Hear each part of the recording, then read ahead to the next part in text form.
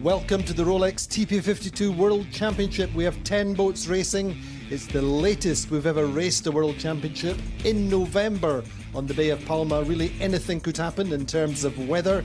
It's the closest fleet we've ever had. 10 boats racing, but 5 or 6 of them have a good chance of winning the World Championship. And it's also the pinnacle event of the season, the decider who will win the 52 Super Series 2021. We have live streaming every day, all the action from the race course. Join us.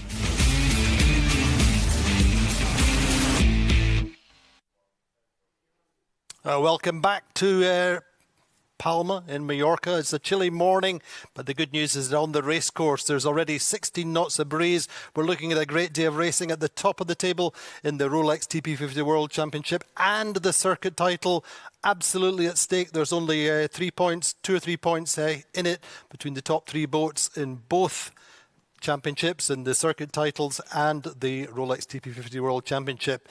But let's have a look back to yesterday. It was really a difficult day. Consistency was super important, and there was some boats stood out. Well, in the end, a great start from Phoenix, the left-hand end of the line. Bernasek over the line, one of 3 boats recalled. Bernasek having to go back. Big dip for them. Also, Interlodge and Gladiator having to go back with individual recalls. So Phoenix leading up the first beat, but it's actually Allegra around the top mark. Allegra getting a better top mark rounding. Then it's Phoenix second, Platoon third, and Pravetsa actually up there in fourth. Coming down the first run, then Allegra extended out, good speed downwind and ahead of Phoenix. Into the leeward gate, then Phoenix down speed round the right-hand mark. Allegra, the slightly better boat speed coming off the leeward gate. Extend up the beat, then it's very close between Platoon, Phoenix and Sled. So the top mark Allegra have extended, then round in second is Platoon, close behind between Phoenix and Quantum Racing. It's all about the final run for these 2 boats, you would think, but Allegra extend nicely down the second run. Very patchy breeze, very puffy, and through the finish line. It's a win for Andy Soriano's team on the Allegra with a good lead, but it's incredibly close behind them. A super close finishing coming up. So Platoon through for second, and then it's close for third, fourth and fifth. Phoenix getting through for third, and very close between Brenenasek just been pipped by Quantum Racing on the finish line, but a very close finish. Race 6 and Sled start off the pin end of the line. Interlodge a little bit slow and back from the line, but a good start then overall for Sled. Nicely powered up this first beat. Allegri going well, and at the top mark it is Sled leading Allegri. Then a battle behind them between Interlodge and Quantum Racing overlapped. It's all about the set getting clear down the first run. But by then already Sled are well clear, leading through the Leeward Gate. Breeze is really up and down all the time, and we saw Platoon going to the far right coming down, but really making a solid gain coming down there, and they're in second up the second beat. Sled well clear of Platoon. These two had stepped well clear, and they were round the final windward mark with Platoon giving chase, but it's already looking like Sled's race, and Platoon in second. Down the final run, actually the Breeze goes way ahead. And a big shift down the final run. Kites are down, they come through the finish line. A win for Sled, and Platoon, a solid day for them. 2 second places. Great result for Harmula Spear and the team, the world champions. Phoenix through in third, a solid day for them as well. Sprint finish, Prevezza coming in next. Then Allegri, Brunasek just to weather. Not such a great day for Quantum Racing, losing places on that final run.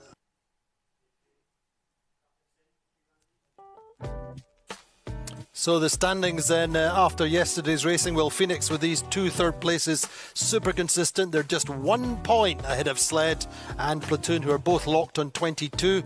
Quantum Racing lost a few places or points yesterday with that 5th and 7th. 12 points from a day like yesterday is pretty weighty when they're challenging for their 5th 52 Super Series title. Allegra then in 5th, a 1st and a 5th yesterday. They're on 31 points. Brunasek a 4th and an 8th yesterday, 33 points. Interlodge 39 with an 8th and a 6th yesterday. Prevezza in 8th, Code Zero in 9th, and Gladiator in 10th. So really yesterday was all about consistency, but it leaves the Super Series title wide open really. Sled on 66 points, Platoon on 67, Phoenix on 68, so only 2 points separating the top 3 places for the circuit with 1 or possibly 2 days of racing.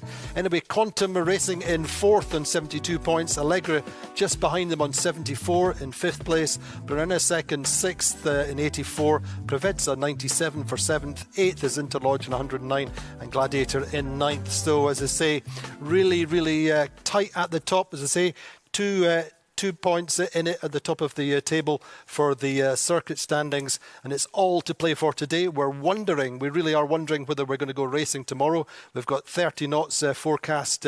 We spoke with quite a few different navigators and experts this morning, and the opinions are slightly divided, but for sure it's going to be breezy. And I say we've already got 14 or 15 knots on the water. It's going to be a very different day of racing. Breeze is still blowing offshore, so it's still going to be shifty, but big gains, particularly downwind, so it's going to be all on. We spoke with a few of the different sailors in the main boats, the main protagonists. We spoke with Murray Jones, with Tony Norris and Victor Marino, and that was them just before they left the dock this morning. Well, I don't think Lucky's going to come into it today. I think we just got to sail our own boat well and see how it unfolds at the end of the day. A little bit breezier today. Do you feel good now? Yeah, it's going to be a lot of breeze out there, so yeah, it'll be tough. It'll be tough and shifty, so it'll be all on. There'll be lots of action today. It'll be fun. It'll be a fun day.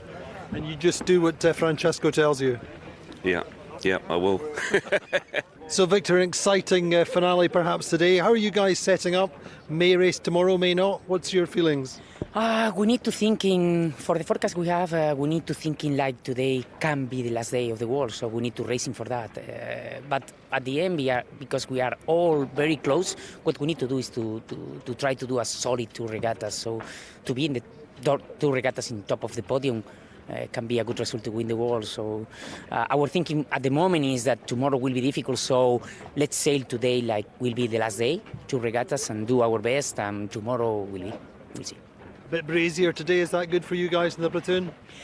I think at this stage, what we saw during this season, breeze or light breeze, whatever, I think all of the boats are so close, so we don't feel stronger or we don't feel that we lose with windy or light breeze conditions. So I think everyone is a question that what day you have and how lucky or how you feel that day or how you sail the day. So do you feel lucky?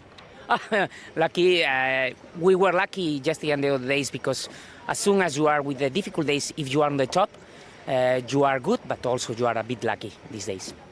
Yeah, perhaps it's the last day, perhaps it's not. So we got to take it as it comes, every race as we can, and it's so tight up there. So yeah, it's anyone's game still. You guys have got a little bit of impetus, a little bit of inertia. How do you feel about that? Yeah, I mean, the whole team's morale's up. It has been all season, and yeah, we can keep using it like we have. Lots of pressure on the helmsman? Pressures for tyres. Indeed, Tony Norris then, the helmsman on board the Phoenix, saying pressure is for tyres. We're asking all of the main protagonists if their luck will come into today. But the breeze is pretty strong. We say we're talking 14, 15 knots and the boats are really prepping as best they can. Now, also under a little bit of pressure, as she always is, our principal race officer, Maria Torrio. And she's been with the circuit for many, many years. She's a great relationship with the sailors and with the teams. And we spoke with Maria and got a little bit more of an insight into her role and her level in the sport. So Mariah, talk to us first of all about this season. It's been a particular season. What have been the challenges for you especially? It's been a season with very light wind. Let's see how we end the season this time, but it's been very light, especially in Palma and in Mahon. It was not very easy to set courses there. I don't know why, because there are beautiful places to race. And tell us a little bit about the challenges with such a close fleet. Yeah, you know, the starts are always a challenge because they really start very close to the line. And I need to set the perfect line every time. And sometimes it's not easy, especially like yesterday that we had so many shifts. But the finishes, I really need the photo finish every time they cross the finishing line. Very, very difficult. So, Maria, tell us about the particular challenges of this fleet and this job. Yeah, they are all together. They race all together, and I know that they're going to get at the top mark all together. And then I need to set the perfect length of the course to avoid that happens, and they have penalties on the top and those kind of things. And the start line? The start line is really, as well, it's very difficult for me to set the perfect start line because they are always on the line. They want to start first row, of course. Then I need to set the right angle. And with the ships, it's very, very difficult. And as a race officer, what's your philosophy? Are you a leader, or do you like to communicate, especially with the fleet? What's your key philosophies? I give them all the information I have. I think I'm giving to all of them. It's not just for one team, then that's my idea. So, Maria, obviously you're a team leader. You're a leader in terms of the fleet and making decisions. What are your fundamental philosophies there? Yeah, I like to listen what they say, but in general, it's afterwards, you know. I used to do what I think is the best, and then I always like to have the feedback from them. I am always learning, always, because you have different points of view. And obviously, as a woman at the top level of the sport, what would be your advice to women coming into this area of the sport, into administration and race management? I would tell them, just come here, it's very funny. And they are very nice, all the sailors, they respect you, it's great. And are you seeing more and more women coming into this side of it? Unfortunately not, no. So why do you think that is? It is really, really difficult, especially when you have a family, to travel so much, and sometimes you cannot bring your family with you because on the water you spend the whole day there, then you go back, and even if you have your family with you, you cannot spend time with them, then it's not easy at all to do it. But you're at the top level of the sport. Tell us a little bit about your journey, because you also do the America's Cup, the Olympics, and top level international jury. Yes. And especially this year, it has been very, very busy for me. As you said, we started in our winter with the America's Cup. And then I had all the events I normally have, plus the Olympics. And was really, really a long time out of my home. And I am really looking forward to finish the season and go back home. And the 52 Super Series, that's your favourite? Of course. It is. At least it's the one I am working the longest because I started with the beginning of Super Series. So Maria Torrijos, then, our top-level international race officer. She's been with us since the very beginning, since 2012. She operates in the America's Cup and the Olympics this year. It's been a long season for her, and she's looking forward to getting back to her beautiful little daughter. And it's all on for Maria today, I say, with loads of pressure, with so few points between the top three protagonists and shifty breezes. It's not been an easy finale for her, and only 1 or 2 days left. Let's talk to Tor Tomlinson. She's on the water on her in the start area. Tor, how's it looking out there? Hi Andy, it's looking great. We've got about 15 to 18 knots with some big gusts coming down from the northeast. It's wet and windy out here today, and it's going to be very exciting. I'm looking forward to seeing who's going to come out on top in these windier conditions. I mean, obviously the breeze is blowing offshore. That means it's going to be shifty, it's going to be gusty, and it's going to be pretty exciting. Big gains, big losses. Yeah, I think it's going to be all about. I think it's going to be all about the crew work today, Andy. These guys can keep it together, get up to the top mark in good shape, get the kite set, and they'll be off.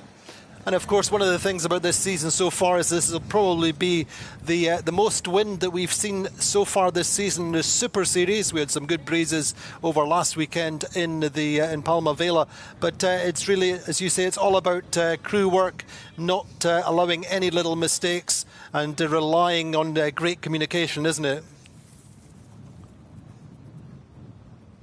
Yeah, definitely. I think the guys will certainly be put to the test today. They've not had conditions like this in a while. In fact, I don't think we've had any days like this year. So yeah, off the land, shifty, windy. It's going to be a big one. And you've got to stay out of trouble. We've seen some penalties, we've seen some false starts, we've seen all kinds of minor dramas, even at the finishes in this regatta.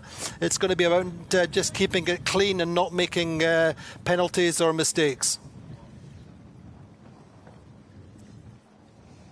Yeah, definitely. You want to stay away from the other boats in these conditions as well. It's all just a little bit more high tariff.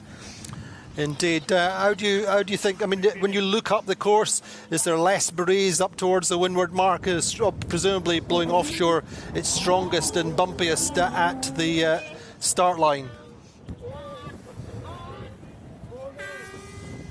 Yeah, definitely. Just as we came out the harbour, the water was actually quite flat, but further down to the start line here, it's quite bumpy. We're getting a bit wet. And it's chilly. Almost as cold as Scotland, Andy. Indeed. Anyway, who do you say? We've got three principal contenders, but of course there's the big option for other boats to come into the frame, winning races. It's very, very open in that respect, isn't it? Yeah, definitely. I mean, the trends that we've been seeing could be down to the lighter airs, and you know, with this pressure today, it's anyone's game. You know, teams like Quantum in fourth, if they came away with a few good races today, then it could totally mix up the standings. And you've been on the dock. You've been speaking to some of the navigators. You've been looking at the weather forecasts. This could be the final day of the season.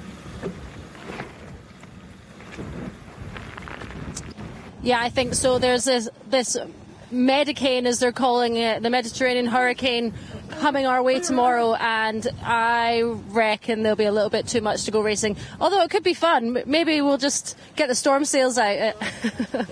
Indeed, but I mean, there is a suggestion from some teams only, that because we're in the lee of the land, the bay is quite sheltered with these big mountains that we can see up to windward, that we may maybe have a 20, 22, 23 knots of wind, which would potentially allow racing, but much more than that. If it's 25 knots on the start line, then generally we don't go racing. But it's just a quick note there. We saw a quick onboard camera shot with the onboard the Gladiator team. We see that Paul Goodison is steering the Gladiator today, and as indeed he was yesterday. Tony Langley had to fly home, unfortunately, with commitments elsewhere, and so Paul Goodison is there. Freddie Carr on the handles. He's going to be a day for power on the pumps. We're at 1:45 before the start. Tor, how's it looking?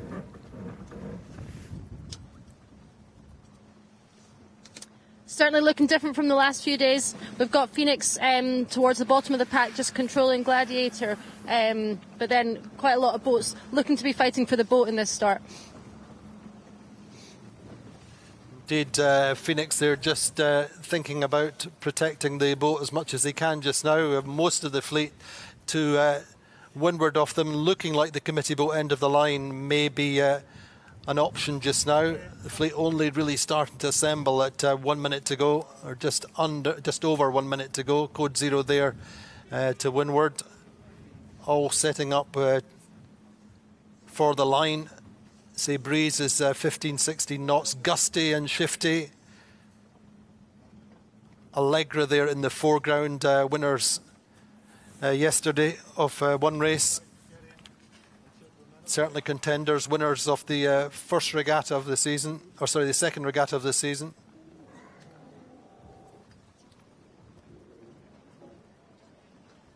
And Brennusek just taking a tack up to try and get in to protect the key position at the committee boat end of the line. Bow forward towards the pin end. Tom Slingsby and the guys on Phoenix started on the pin yesterday in the first race. They look to have a good wind pressure there. We can see a nice vein, a nice puff for them, although Gladiator going forward. Again, to reiterate, Paul Goodison steering that boat today. And Code 0 coming in late. We're just 5 seconds before the gun. Individual recall.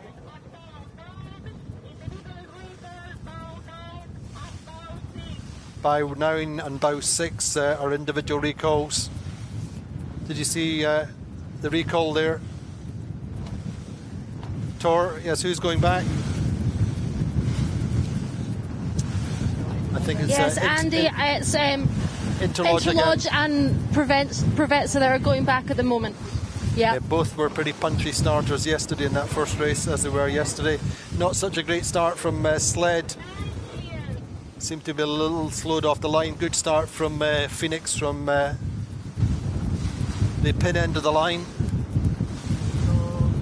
Sled a little bit slowed on the line, but Francesco Bruni choosing this right side on port tack off the line.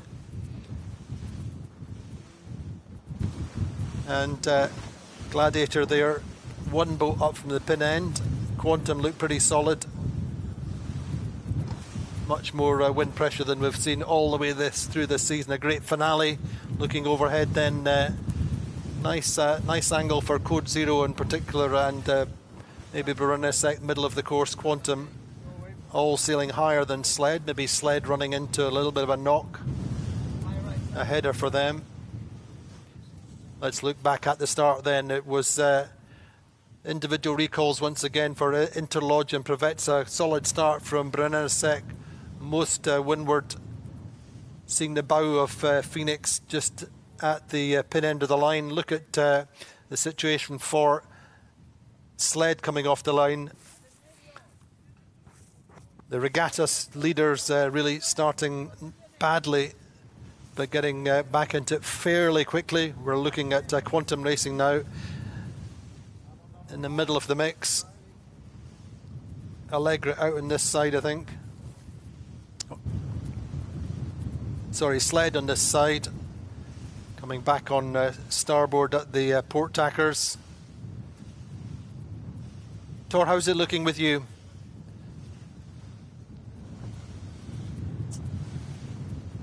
Just over here on the right hand side of the course, watching Sled go back. I think Code 0 are actually looking really nice here. It was the boats are quite quick to tack off the line there, and Quantum and Allegra just held a few of them out for a little while. So I think that these boats on the right are looking quite nice at the moment, but I don't have a great view of Phoenix on the other side. They had quite a nice start. Yeah, Phoenix good off the line, but I think it's between Phoenix and Quantum Racing. Quantum slightly more conservative, but a pretty solid start, going well, and a hugely experienced team which have always done well in the breeze. Doug DeVos, the owner-driver, has done quite a lot of sailing this year on the lakes. He's very, very much at home on the helm of the Quantum Racing compared with previous years when he's had to come in and do a regatta and then miss a couple of regattas. So that has been to their benefit, but certainly still looks like Phoenix over on that left side. Sled punching into what looks like a little bit of a knock, perhaps. They needed a good start today, and unfortunately we're a couple of boat lengths behind the line on the gun.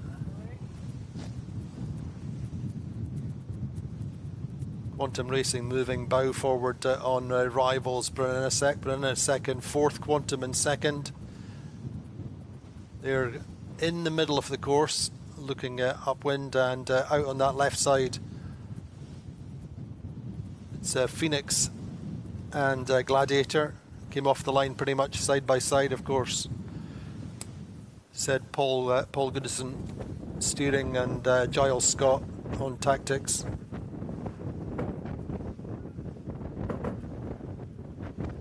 Not that easy, even though Paul Goodison, of course, is an Olympic gold medalist. It's not easy to step in and steer at this level off the bat.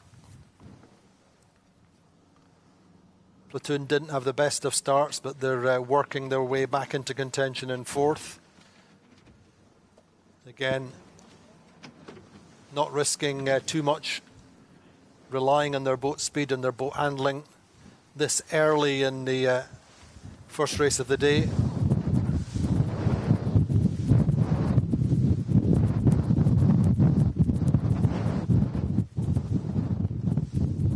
So looking like the left is still quite strong, although Quantum going quick. Good upwind speed. Phoenix also are a very good boat upwind.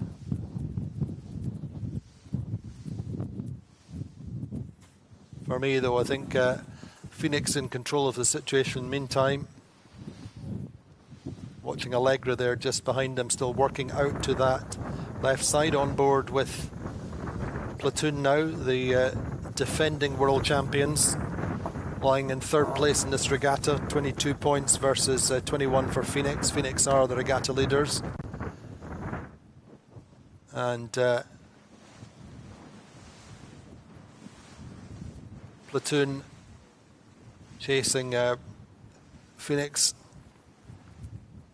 I think that Phoenix could probably cross from there. Gladiator attacking now, and will go behind Platoon. A little bit of a messy tack there, problem perhaps with Gladiator there as they come out of the attack. Not able to settle down.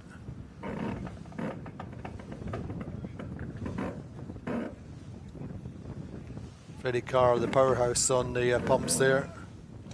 Pretty tough conditions for him just now. We're just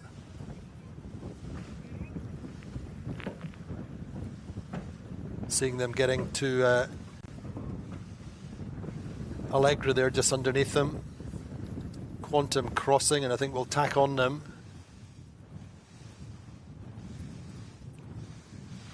Great racing though, fantastic conditions, a little bit of sea wave. It's getting progressively flatter as we get up this beat tour. From what we can see, maybe different for you.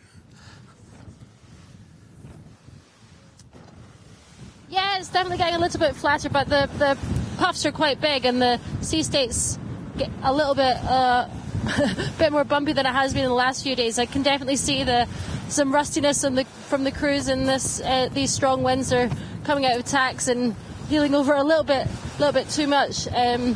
Brunnesec just getting a nice gain out here on the right hand side of the course, just crossing in front of Quantum here. Well, we may have a little bit more wind strength than we saw yesterday, but clearly just now it's either side of the course is looking good. We've got Sled on that far left, and as you said, Brunnesec more towards the right. Gains on both sides just now. Sled and Phoenix we see as the top two. Sled making a nice gain as he did yesterday on the left. Francesco Bruni was happy to make the choices yesterday and split from the fleet on a few occasions, and generally came good.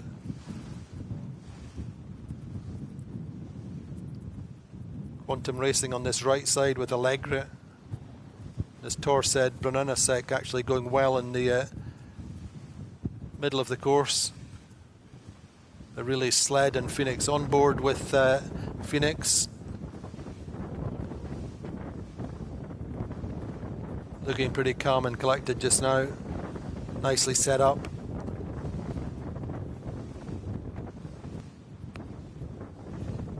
Tony Norris there working with the main sheet trimmer, Paul Wilcox.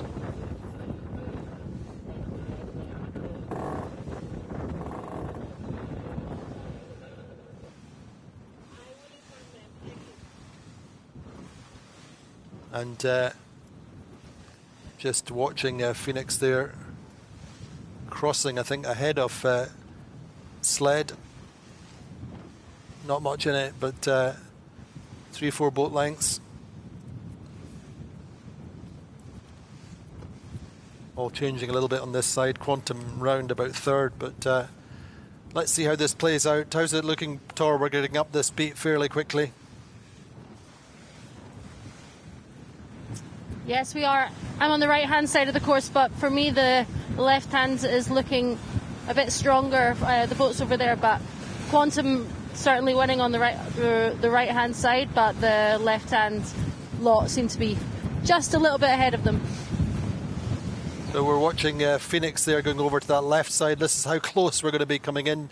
I think so. Where would the windward mark be placed exactly in terms of the geography of the bay?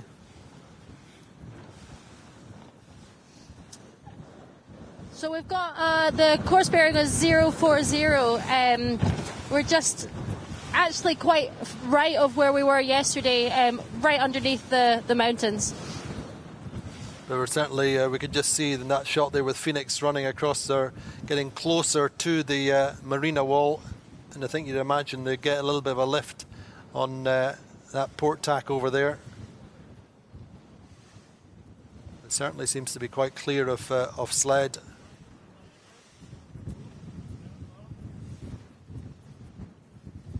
Getting flatter water on that left side, but big gusts coming down off these mountains. You can see the mountain at the back of Portals there. Very gusty and squally. Shifts will increase as we get closer towards the land and towards the windward mark. As Tor said, nice gains from Brunanasek, more middle right.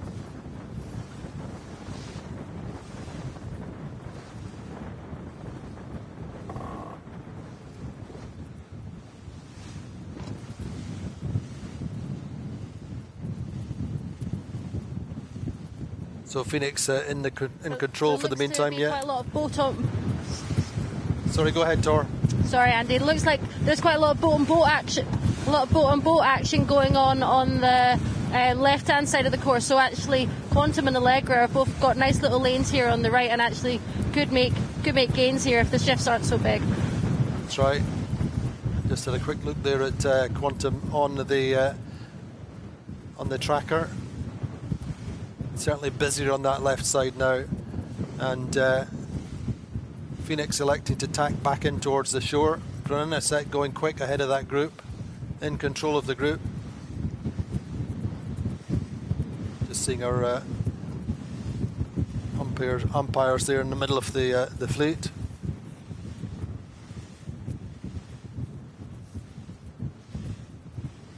So off the World Championship title contenders, it's the defending champions really who have got the most work to do in fifth. Platoon. And Phoenix may be losing out a little bit on that side, but changing all the time. I think a little bit less wind pressure, just looking at Platoon for the moment, just behind Brunanasek. Phoenix racing on the flattest water, puffiest breeze, maybe just struggling for wind pressure compared with the boats offshore. For example, Quantum racing. Looking at John Kostecki, looking under the mainsail behind the jib to see these main protagonists, and Check the angle to the windward mark.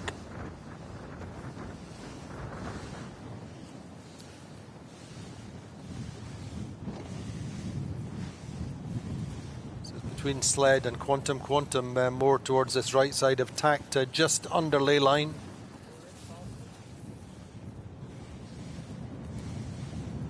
Starting to taper in, to converge in towards the windward mark.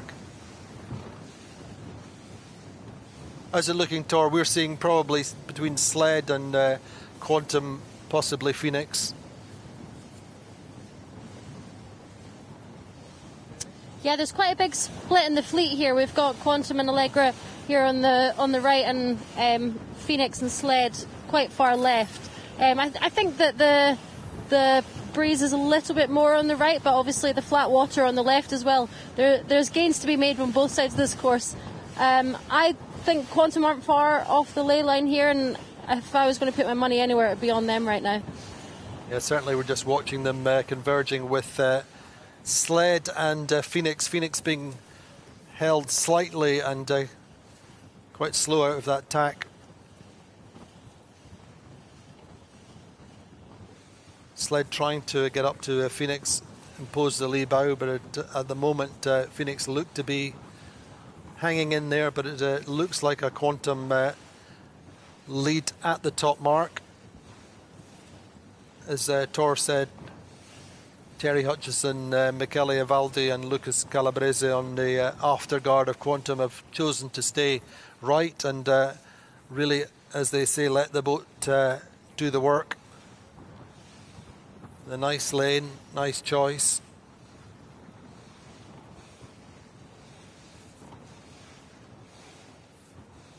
They stand fourth on the circuit standings,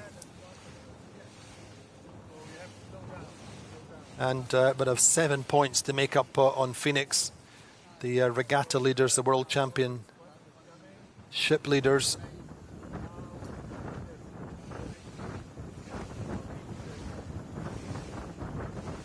So small gains in terms of distance made and lost up this first beat, but it's going to be all on down the runs, down the downwinds. Much more opportunities to make bigger margins. Actually, Quantum now starting to knock very slightly. A little bit of a header for them, whereas the boats on that left side lifting for sure. You would imagine there would be a port tack lift closer to the land, but the expense there on that side is it's a puffier breeze. So let's watch how they converge. Phoenix and Sled coming in on port. Quantum closest to the starboard tack ley line. We see them just under, but looking for a lift. Certainly got the option to tack back up to ley line if they feel they need to. Back on board with Platoon then, defending world champions. Won in 2019 in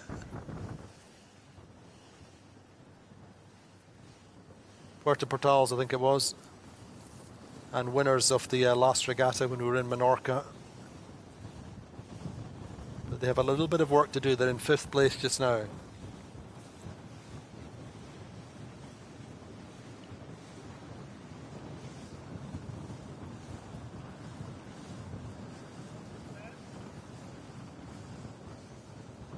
So looking good for Quantum just now. Seem to have got themselves a nice little lift to get up to ley line. Maybe just sailing a higher mode momentarily, but Quantum looked to be across Phoenix and Sled from what we can see just now, Tor. Yes, definitely. I think the gains were made there just by being out there by themselves and not having to worry about other boats. Phoenix and Sled had a little fight coming up the left-hand side there, and Quantum seemed to have used it to their benefit.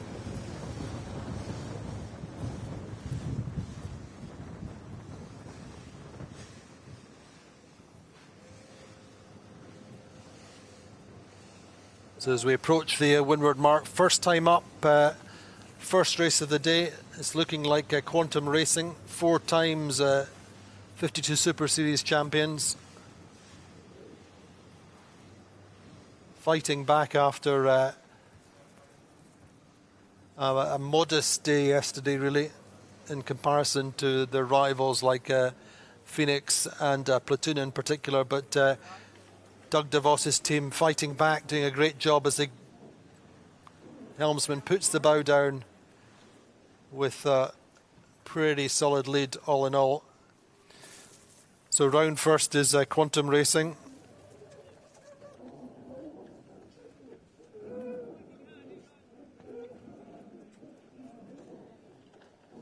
And second is, I think, Phoenix, then Sled.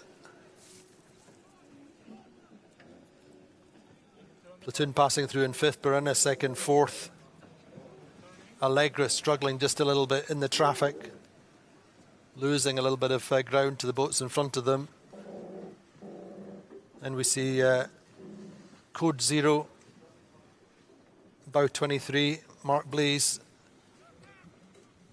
fighting with Gladiator, I think it is, and Interlodge and Pravetsa. At the offset mark now, big kite hoist, lots of pressure on the teams. Watching Allegra coming across in sixth place.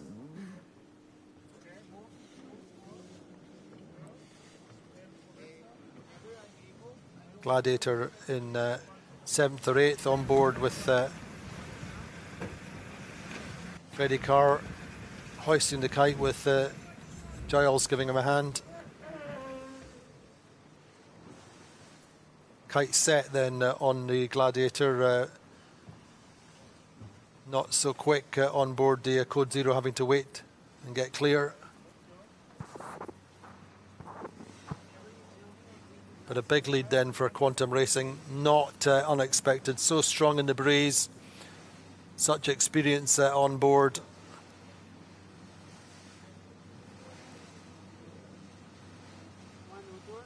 Doing all they possibly can to. Nice work though from Phoenix there, getting up and going very nicely, accelerating in the stronger gusts.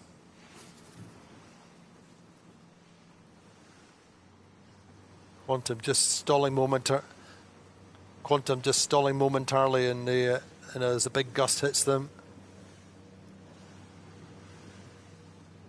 Just for those of you just watching the tracker, we've lost the tracker on Phoenix, but I can assure you that Phoenix are in the mix in third or fourth place. Sled working well up that right side of the run.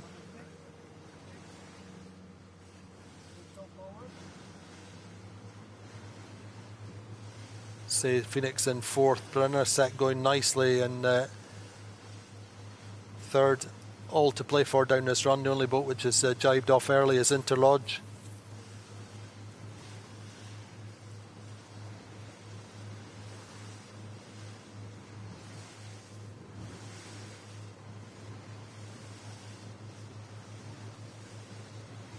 So look at that lead for Quantum Racing, over 200 metres just now.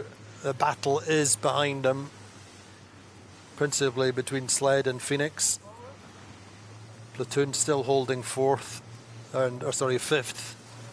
but a quick boat downwind, fastest just now with Quantum.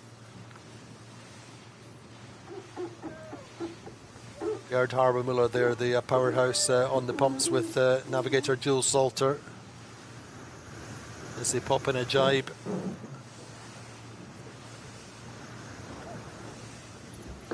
Nicely executed.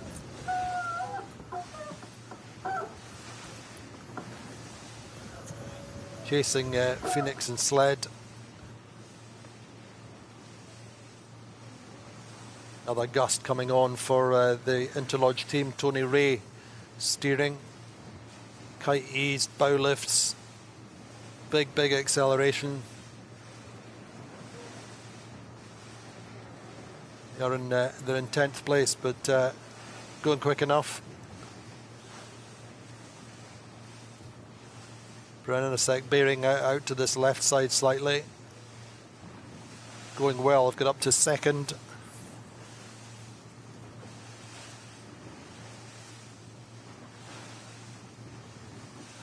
Of course, Morgan Larson steering the Brunner Seca 49er sailor in his day. Chasing Quantum Racing. Quantum with that lead of over 120 metres just now, but that really is nothing in this breeze. Only takes one fluff jibe or any kind of small mistake and that the lead can evaporate, and indeed we're seeing Brunasek for sure catching Quantum, made 30 or 40 metres since they've been talking. Allegra have come down this run nicely, got themselves up into contention in fourth. So this left side looking downwind seems to be where the gains are just now, Tor. Yeah, it's really, really nice jibe out from Brunellasek here, and Allegra following them too.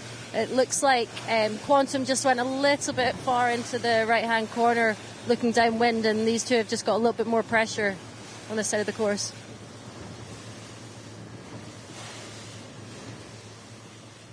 Yeah, for sure, some gains to Brunellasek just now.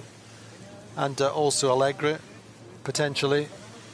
Platoon and Phoenix more conservative in the middle of the course, drag racing. Sled seemed to have lost just a little bit out on the right, but we've seen that before.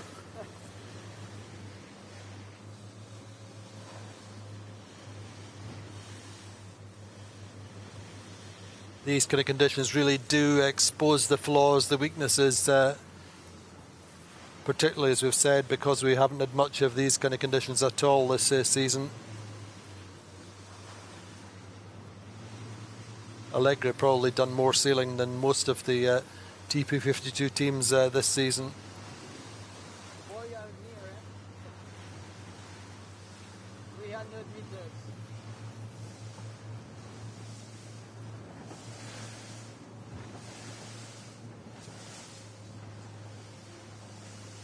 That gain to Brunellasek seems to have halted for the meantime, but here they go jibing. Let's watch the Brunellasek jibe is tidy enough.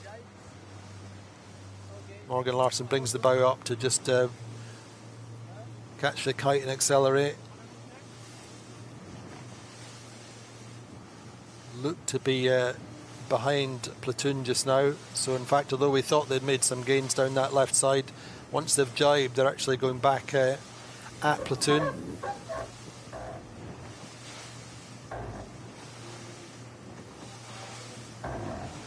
On board with Phoenix just now. The grinders working extremely hard there, just answering the demands of the trimmers.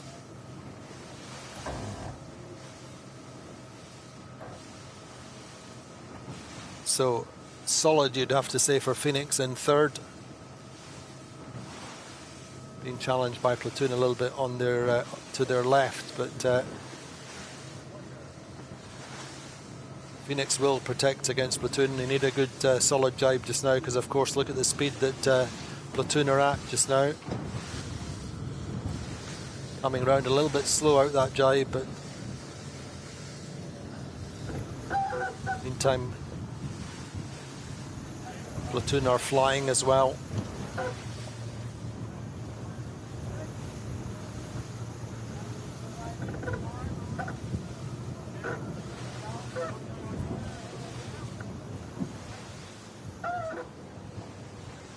On board then with Platoon. Platoon prepping for the drop, but we're seeing Quantum Racing coming through the leeward gate with a solid lead. Nice drop from them, early drop, set up to get the get trimmed in on the right hand mark looking upwind, and they have a good lead. Behind them Sled seem a little bit at odds, but they're settling quickly, trying to get round the mark and get weight on the rail. A little bit of a problem in the bow perhaps, just a little bit slow, but they're in second for sure. Then it's between Phoenix and Platoon. Brunner and a set coming in late on the mark. On this left-hand mark. Phoenix forced to go round the outside.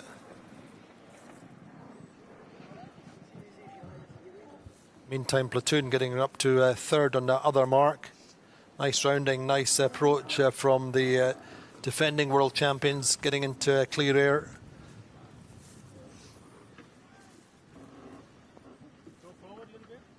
Allegra in 6th. Gladiator 7th. Regatta 8th. Coming in 9th on that right-hand mark is Code Zero and Interlodge then in 10th. A very demanding run tour. Good work from Quantum Racing. Nice gain there at the mark from Platoon. Yeah, really nice mark rounding from Quantum and Sled. Cool, calm and collected, got the kite down early, nice rounding, setting up well for this beat. Not the same can be said for Phoenix, who had to go round Brunellisek after a late drop from Brunellisek, so they'll be a bit annoyed about that mark rounding. But yeah, Sled and Quantum looking strong for this beat. Indeed, Platoon on that left-hand mark, going out to the left, getting themselves into clear air, away from the traffic, away from the trouble. Splitting, I think, from Quantum on the opposite side, opposite mark. But Quantum looking good. And actually look at the difference between Phoenix and Platoon side by side as they come into the mark. But Platoon's choice of mark on the left side. Phoenix forced wide by Brunellisek. Really has cost them one place and potentially two places. So let's see if Phoenix, the regatta leaders, can pull back on this second beat. Once again, pretty breezy, pretty bumpy, pretty gusty. At the bottom of this beat, we're racing towards the shore. It will get flatter. Let's see how this plays out. We saw in terms of strategies last time, Quantum stayed right, got more wind pressure, better angle, better approach to the windward mark. Doing the same thing again this time. Whereas remember, Phoenix and Sled in particular went left along the closest to the land, got flatter water, but it was more gusty and I think lighter in general mean wind speed.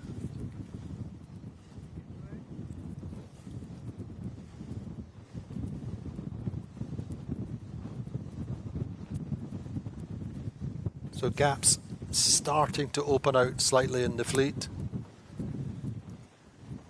Looking very much, or liking very much Quantum's angle, going to come up in a nice righty, a nice little lift, and now tacking up. Look at their angle relative to Brunellisek to leeward, opening gauge on them all the time. I think Quantum able to start thinking about tacking on the shifts at will while keeping a loose cover on the boats behind. But really, this is a fascinating first race of the day. The teams which needed to make points on their title rivals, i.e. Quantum, and to a lesser degree perhaps Platoon,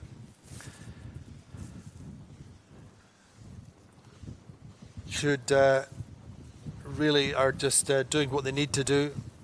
Platoon, absolutely hallmark strategies, not pushing the sides, not pushing the percentages on the first round, making gains downwind and with smooth crew work through that leeward gate, getting themselves up to second. They have to make up a point on Sled and Phoenix. And at the moment, they have a point certainly on Phoenix and would tie with Sled. Quantum Racing 7 points behind for the Regatta for the World Championship title after yesterday, but they can do no more than what they're doing at the moment, leading the regatta. There's the projected standings. If positions stayed the same on this racecourse through the finish line, then Platoon would lead on 24 points, the world champions. Phoenix would be second on 25 along with Sled, and Quantum Racing, say, generally making 2 points back on the lead, but still on 29 points. So the big worry, the big challenge for Quantum is whether we race tomorrow. They need races, they need points. Just reminding you of the circuit standings going into today. Sled 66, Platoon 67. So these two would be tied for the circuit lead. Phoenix on 68. It could not be closer. I mean, obviously, a 3 regatta season, we only had 11 races before we came here. It was always going to be close. And when you consider some of the finishes we've seen over the 9-year history of the 52 Super Series, quite often at this stage, on this day, the circuit title is already done and dusted, already sealed. But this time we have 3 boats in contention, nothing to choose between them, and a fantastic, fabulous finale, a big showdown over today and tomorrow.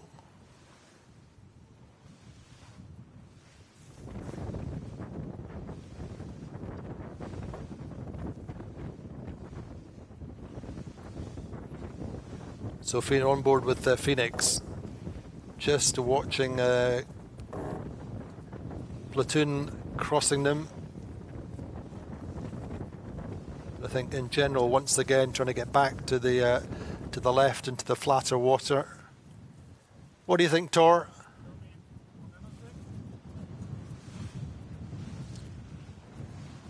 I'm over on the right-hand side of the course, so it's struggling to quite see what's going on the left. Quantum over here with Brennesek below them, but Quantum got really, really substantial lead. I'm quite impressed what's going on here. They said that they wanted to come out here and challenge for the top places. Unfortunately, the other 3 boats in contention, Phoenix, Platoon and Sled, are all at their heels, and they need to get some points between them if they want to win the championship. But certainly looking at that image there, just briefly, Sled looked to be quite nicely on that lift on that side, as we've seen, a kind of geographical lift, as you would expect, closest to the land, and Platoon holding that as well. But once again, the breeze is marginally lighter on that side. We're just looking at Platoon a little bit more dotty. We can see Harmler Spear having to pull the bow down. It's gusty, it's puffy, and whereas the average wind angle is probably higher on that side. You pay the price because it's more unsettled breeze. It's closer to these big mountain at the back of Puerto Portals there, which we're just looking at, or Portals News. But it's there's still plenty of options, still lots of racing left in this. Doug DeVos doing a great job on the helm of the Quantum Racing. No doubt being encouraged by Terry Hutchison.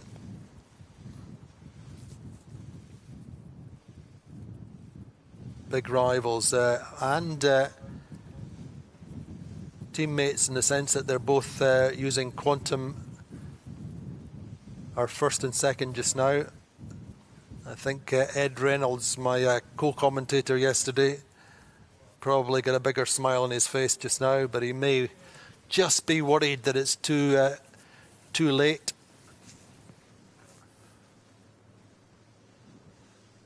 But for sure, as I said, Quantum Racing could do no more than win races at this stage. Big gust for them as they come through the tack.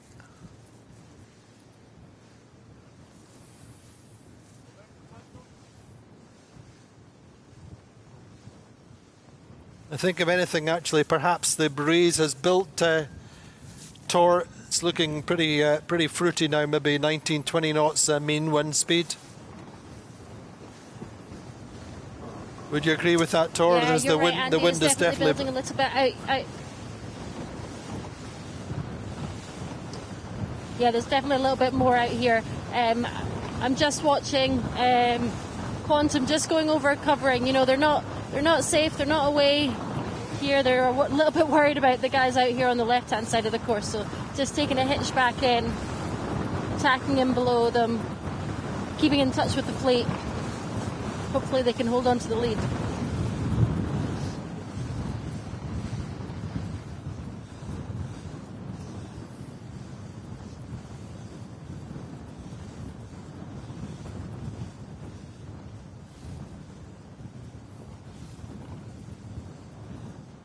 Did Quantum still leading platoon, although Sled seemed to have made a little bit of a gain on that left side. As we said, the average wind direction giving a port tack lift, maybe just giving them a little advantage over platoon.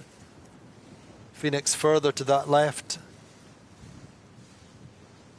And actually platoon have actually pulled into Quantum quite a lot, considering that lead was over 150 metres at one stage. It's going to be all on down this final run. Big pressure on the crews.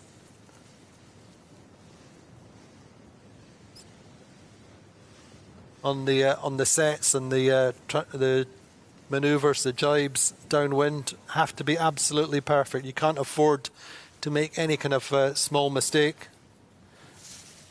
And these top teams, especially Platoon and Quantum, have always been good, such experience and depth all the way through their programme.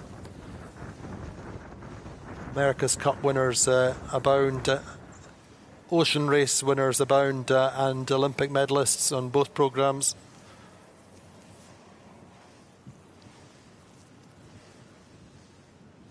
And great to see, of course, the top two boats, owner-drivers, Doug DeVos and Harmuller Spreer. At the moment, challenging the helmsman of Sled, who is, of course, Murray Jones, the most decorated America's Cup sailor. 5 America's Cup wins, is steering Sled just now.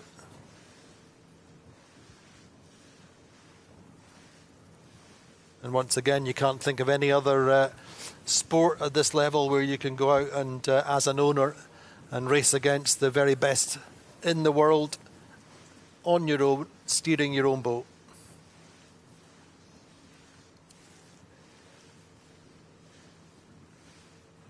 But look at that, great images of Phoenix head-to-head with Sled, approaching this second top mark. Phoenix and Sled may just have made some gains on Platoon. But really, if you look at it, there's only 2 or 3 metres between Sled and Platoon and Phoenix.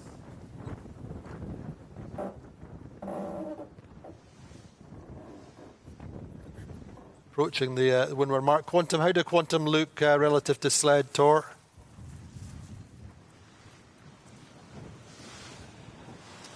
I think Quantum have got an edge on Sled here, but it's definitely closer than it was at the bottom mark.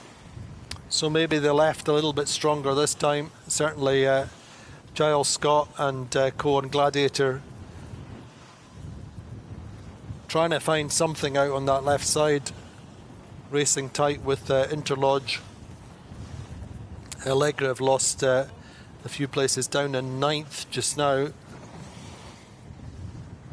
A great windward mark rounding coming up.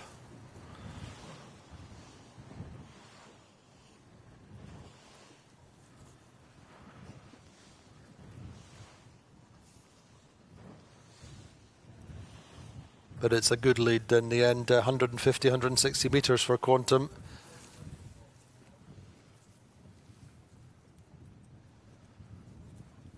Let's see how this mark plays out. But very close behind, mixing all the time.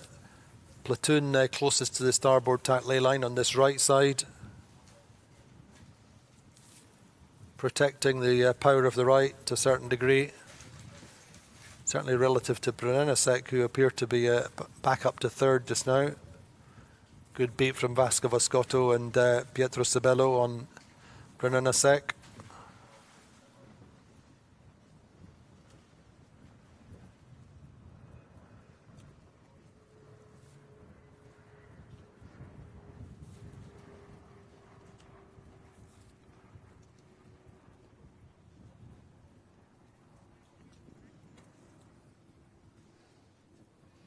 So approaching the windward mark, then Quantum Racing settle onto their ley line. Solid ley line, no need to push it too hard. Coming in fast with a lead of 140 metres or so on Platoon. Phoenix in fourth, Sled in fifth. But Tor, talk us around this, Mark. You're on the ley line, I'd imagine. Yeah, we're just at the windward mark here. There's just been quite a big left shift here, and Quantum, who previously were on the ley line, are definitely quite below. And Phoenix, Brunellasek and Platoon making really nice gains coming in here from the left. Just the curse of the commentator there, just as I was saying how comfortable Quantum looked in that ley line momentarily. A big header, gains to Brunellasek and Phoenix, we can see. Quantum losing just a little bit, but Phoenix seemed to be the big winners out of that move, out of that header. Phoenix get themselves back into contention for this race for sure. And that 150-metre lead that we spoke about just a few seconds ago evaporates to 2 or 3 boat lengths, and Phoenix are back in contention for this race, and certainly strengthening their challenge for the world title, and you'd have to say the circuit title. Platoon lose Brunellasek, lose a place to Brunellasek anyway. So Phoenix round just 11 seconds behind Quantum Racing. Brunellasek get themselves to third, fourth Platoon. They were third at the leeward gate. Then look at that. At the offset now, Phoenix, Brunellasek,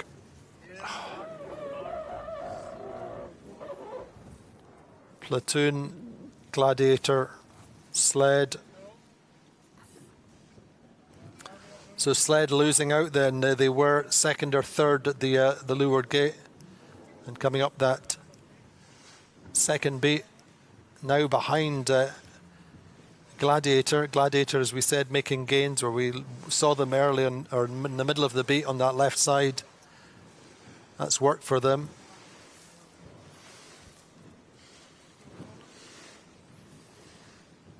Regatta 7th, Allegra 8th, and Interlodge 9th.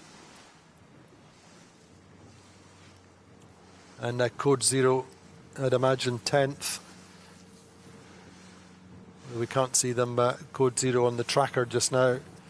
So the final run of this first race of the day. Quantum accelerating. They have Phoenix breathing down their necks.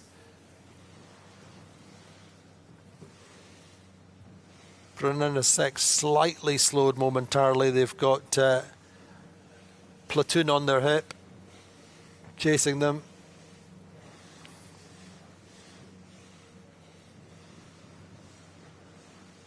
Momentarily losing the tracker on Phoenix. Obviously Phoenix absolutely in the match. Came round that top mark in second. As if by magic, there they are. Those colourful South African socks aiding their luck, you'd imagine.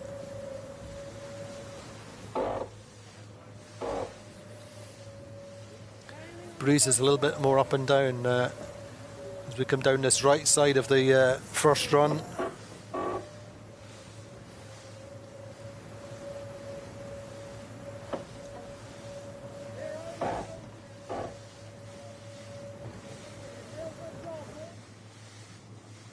I think Phoenix managing to get a little bit higher, chasing Quantum. It's very, very close, slightly quicker.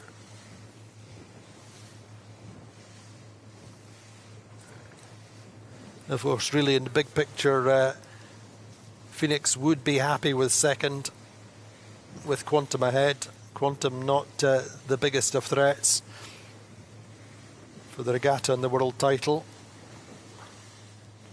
Platoon in fourth. And Sled in sixth is a good situation then for the Plattner family team from South Africa, lying second, leading the regatta just now. If we could once again perhaps look at the projected regatta standings. If things were to stand the way they are, then there you go. Phoenix would finish this race with a lead of 3 points for the World Championship. Platoon on 26, Sled 28, Quantum 29. So this is all to the good. That top mark gain coming in on port, getting round in second is great news for the Phoenix fans. And no doubt there's a good number of them at home in South Africa. Remember that in terms of the World Championship, then so far only Azura, Platoon, Quantum and Ran Racing have won the world title. Only 4 boats over the history of the recent history of the ROLEX TP52 World Championship have won the World Championship title. Could we see the World Championship title go to South Africa? But a great run looking in prospect for Gladiator. Paul Goodison, Giles Scott got the bit between their teeth on board the British flagged boat with the all-British crew. Getting back into contention. I wonder whether Phoenix have lost just a little bit down that right side just now, but you'd imagine that they will pull back again once they get further down this run. Platoon have been so strong in the runs in general. The boat is very fast downwind, the ROLEX design.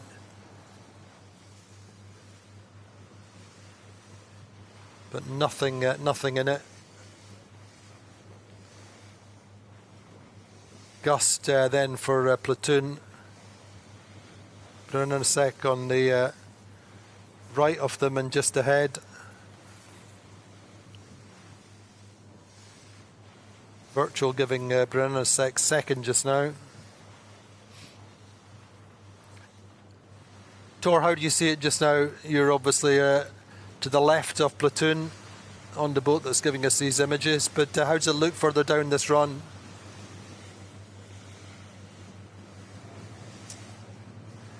I think the right-hand side of the course is looking strong going down here. I'd have Quantum obviously leading, and then I think Phoenix are ahead of Brunasek, but Brunasek looking nice down there too. And actually, it'd be interesting to see what this is going to do to the results, because Sled have unfortunately got Gladiator, Brunasek, and maybe even Provetza between them and Platoon and Phoenix and Quantum. So it could be a bad result for Sled in this one. It could be, certainly not helping their World Championship and Circuit Championship challenge just now in 7th, 6th or 7th. Phoenix, I think, if anything, perhaps even pulled in a few metres on Quantum. All about the gust and staying in the wind pressure as long as possible, seeing the gust rolling down the track.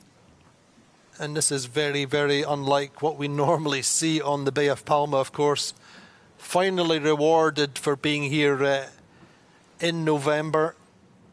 We did expect or hope for some of these Mistral conditions. Mistral blowing all the way across the Mediterranean at the moment from the Gulf of Lyon. And of course the northerly quite chilly. Anyway, we're watching Platoon jibe.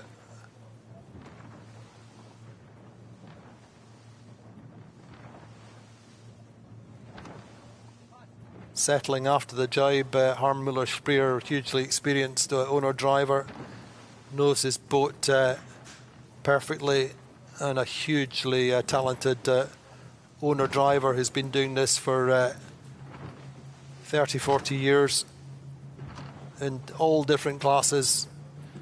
Dragon Gold Cup and World Championship winner.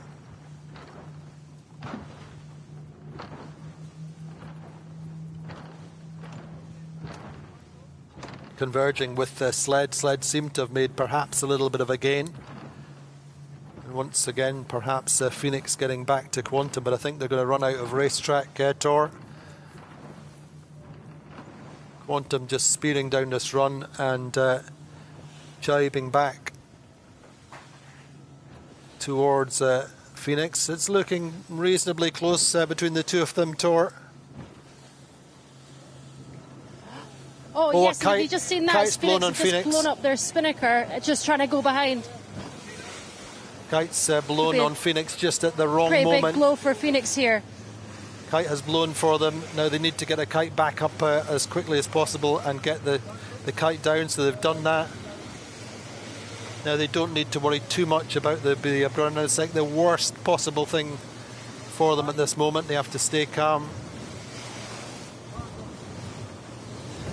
Unbelievable. Bad luck.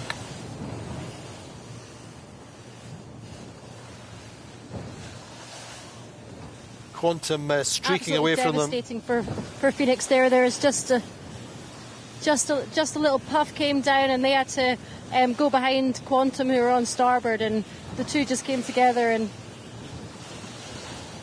spinnaker in half. Quantum streaking towards the finish line. Phoenix dropping to third momentarily. They say they have to get a kite back up and certainly protect as quickly as possible against Platoon and Sled. But they have to make sure they get the new kite up not only as quickly as possible, but get it straight up and drawing. So all the pressure on the Phoenix team. Meantime, Quantum coming through the line.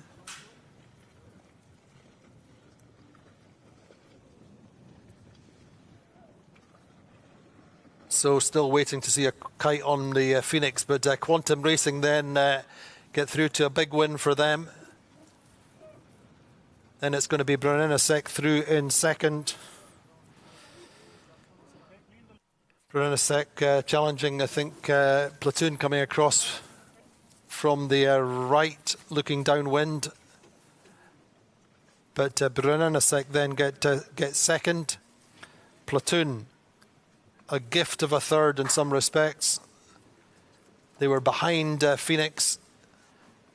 Phoenix still not got a kite up, but they're going to protect against Sled and try and keep Sled above them. We have Interlodge coming down that right side, but Sled unable to get a kite up. But they will, I think, just get through ahead of Sled. No. So Phoenix getting through the line just and no more ahead of Sled. So really, really painful moments for Phoenix and their fan base. Unbelievable seeing that kite blowing up when they were just in second place. Ending up coming through the line just in sixth place, losing over, you'd have to think, almost a minute and 4 places through the line. Just getting across a second ahead of Sled. That may still prove critical. This is only the first race of the day, but Quantum Racing really not putting a foot wrong. And that's the replay of the Phoenix kite going. It didn't seem like they hit anything or touched Phoenix. It seemed to just go. Let's see it again if we don't mind. But yeah, it's incredible. Just at their very, very wrong time. Yeah, just on board their replay. Seems like the kite just, perhaps something had snagged it or a small tear. Yeah, I didn't see any contact with Quantum for sure, and Quantum were clear ahead. So there you go then, on board then with the bow team on the Quantum Racing. Winners of that race, Greg Gundell on the bow. Great job from them. They made no mistakes. They sailed their usual consistent, conservative upwind. Terry Hutchison, I think, talking to the coach, Bogue, or perhaps to the race team, but we'll find out in due course. But they say they sailed a great race.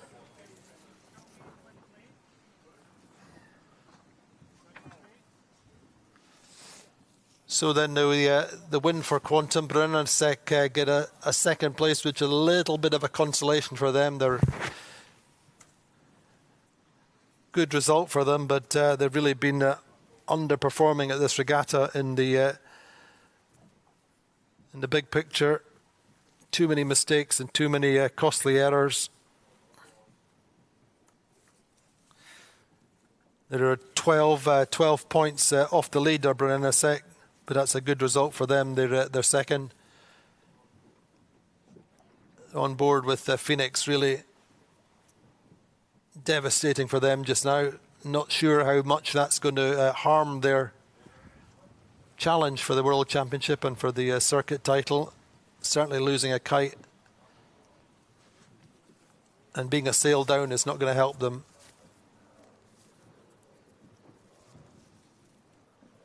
But we've still got one race hopefully to come. It is quite breezy.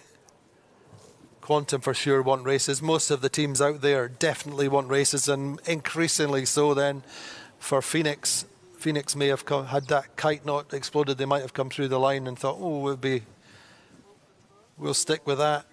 Coming away with a couple of points of lead. But in the end, they just crossed 1 second ahead of the main rival's sled. Everybody looking a little bit shell-shocked and devastated on the Phoenix, but they need to regroup, rally and be ready to go. Cameron Dunn, a very steadying influence there, very objective, down-to-earth individual.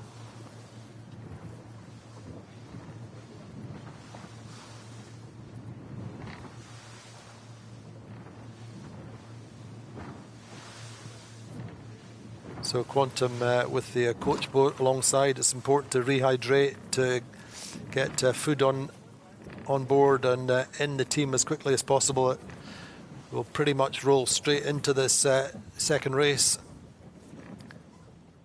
as quickly as possible. So a solid result in the end for Platoon as well. Platoon were lying in joint second, if you want to say, going into this race. Coming through the line in third, so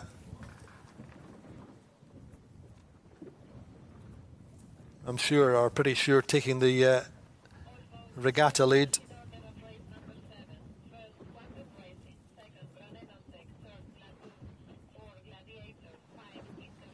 Fourth for Gladiator.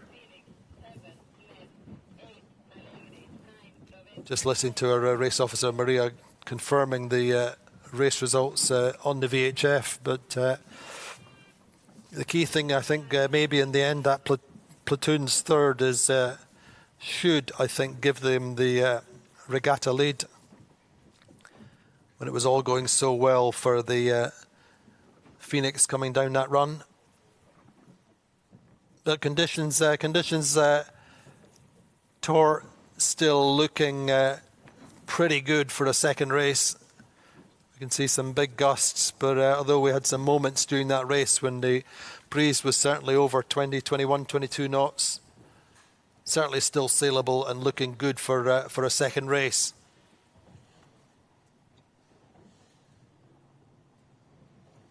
Yes, Andy, conditions are perfect out here. Well, maybe you'd say they're perfect if you were Terry Hutchison. They certainly seem to like those conditions in that race. I'm really feeling for the guys on Phoenix at the moment. They picked their way up that second beat really nicely and just got that right-hand shift into the top mark to come in just behind Quantum and held on to them. And in fact, I thought they were almost going to cross them near the finish there. So losing the kite, devastating blow, but really, really amazing performance from Quantum in that race. Indeed, and of course Platoon is just that third takes them to the top of the World Championship standings. The defending champions flying the German flag, Harmüller Speer's team, so many America's Cup and Olympic medalists on board, leading by 2 points now ahead of Phoenix. Phoenix would have been leading other than for that kite failure coming down that final run. They're now in second, but only 2 points behind. They need to put 2 points, 2 boats on Platoon. Sled were good in that race in the early stages. In third, they dropped to seventh. Quantum Racing, impeccable as usual, back to their best in the Strong Breeze, in first place for 29th. So they're got a share of third, if you like, on the same points. And then there's a 6 point gap back to Brunner-Sec, who got a solid, good second, an opportunist second, really. Good runs. And then looking at the circuit standings, well, 3 points clear at the top of the table are Platoon. Platoon have been 3 times runners-up for the circuit title in recent years, always to different boats. Quantum Racing and now in 73, get themselves into contention. They were fourth coming into this regatta. Sled on 73 and Phoenix now on 74. So a little bit of a mountain to climb for Phoenix in terms of trying to land a circuit title. Quantum Racing do their circuit title chances. No end of good there with that win, but there you see it again, that spinnaker blowing on the Phoenix, a cruel blow coming down that final run. They had the regatta lead strengthened, and they were in a good position on in the World Championship and the circuit title. So they have to regroup. A good, strong team with great team spirit on board the Phoenix. They will be regrouping and getting ready for the second race. Join us again in just a few minutes. I say conditions on the water are fantastic. No reason to expect the second race shouldn't run in fairly quickly. Join us again in a few minutes for the finale, or what could be the finale of the season. Join us in a few minutes.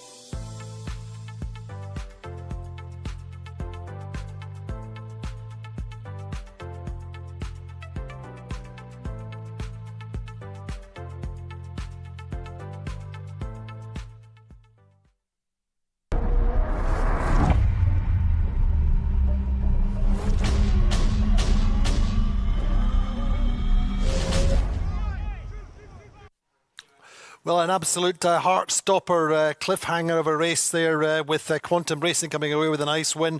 But all the talk is about that Phoenix Spinnaker explosion coming down the second race. It really cost them. Now Platoon on top for the circuit standings and for the World Championship. But let's look back at the race and see how it...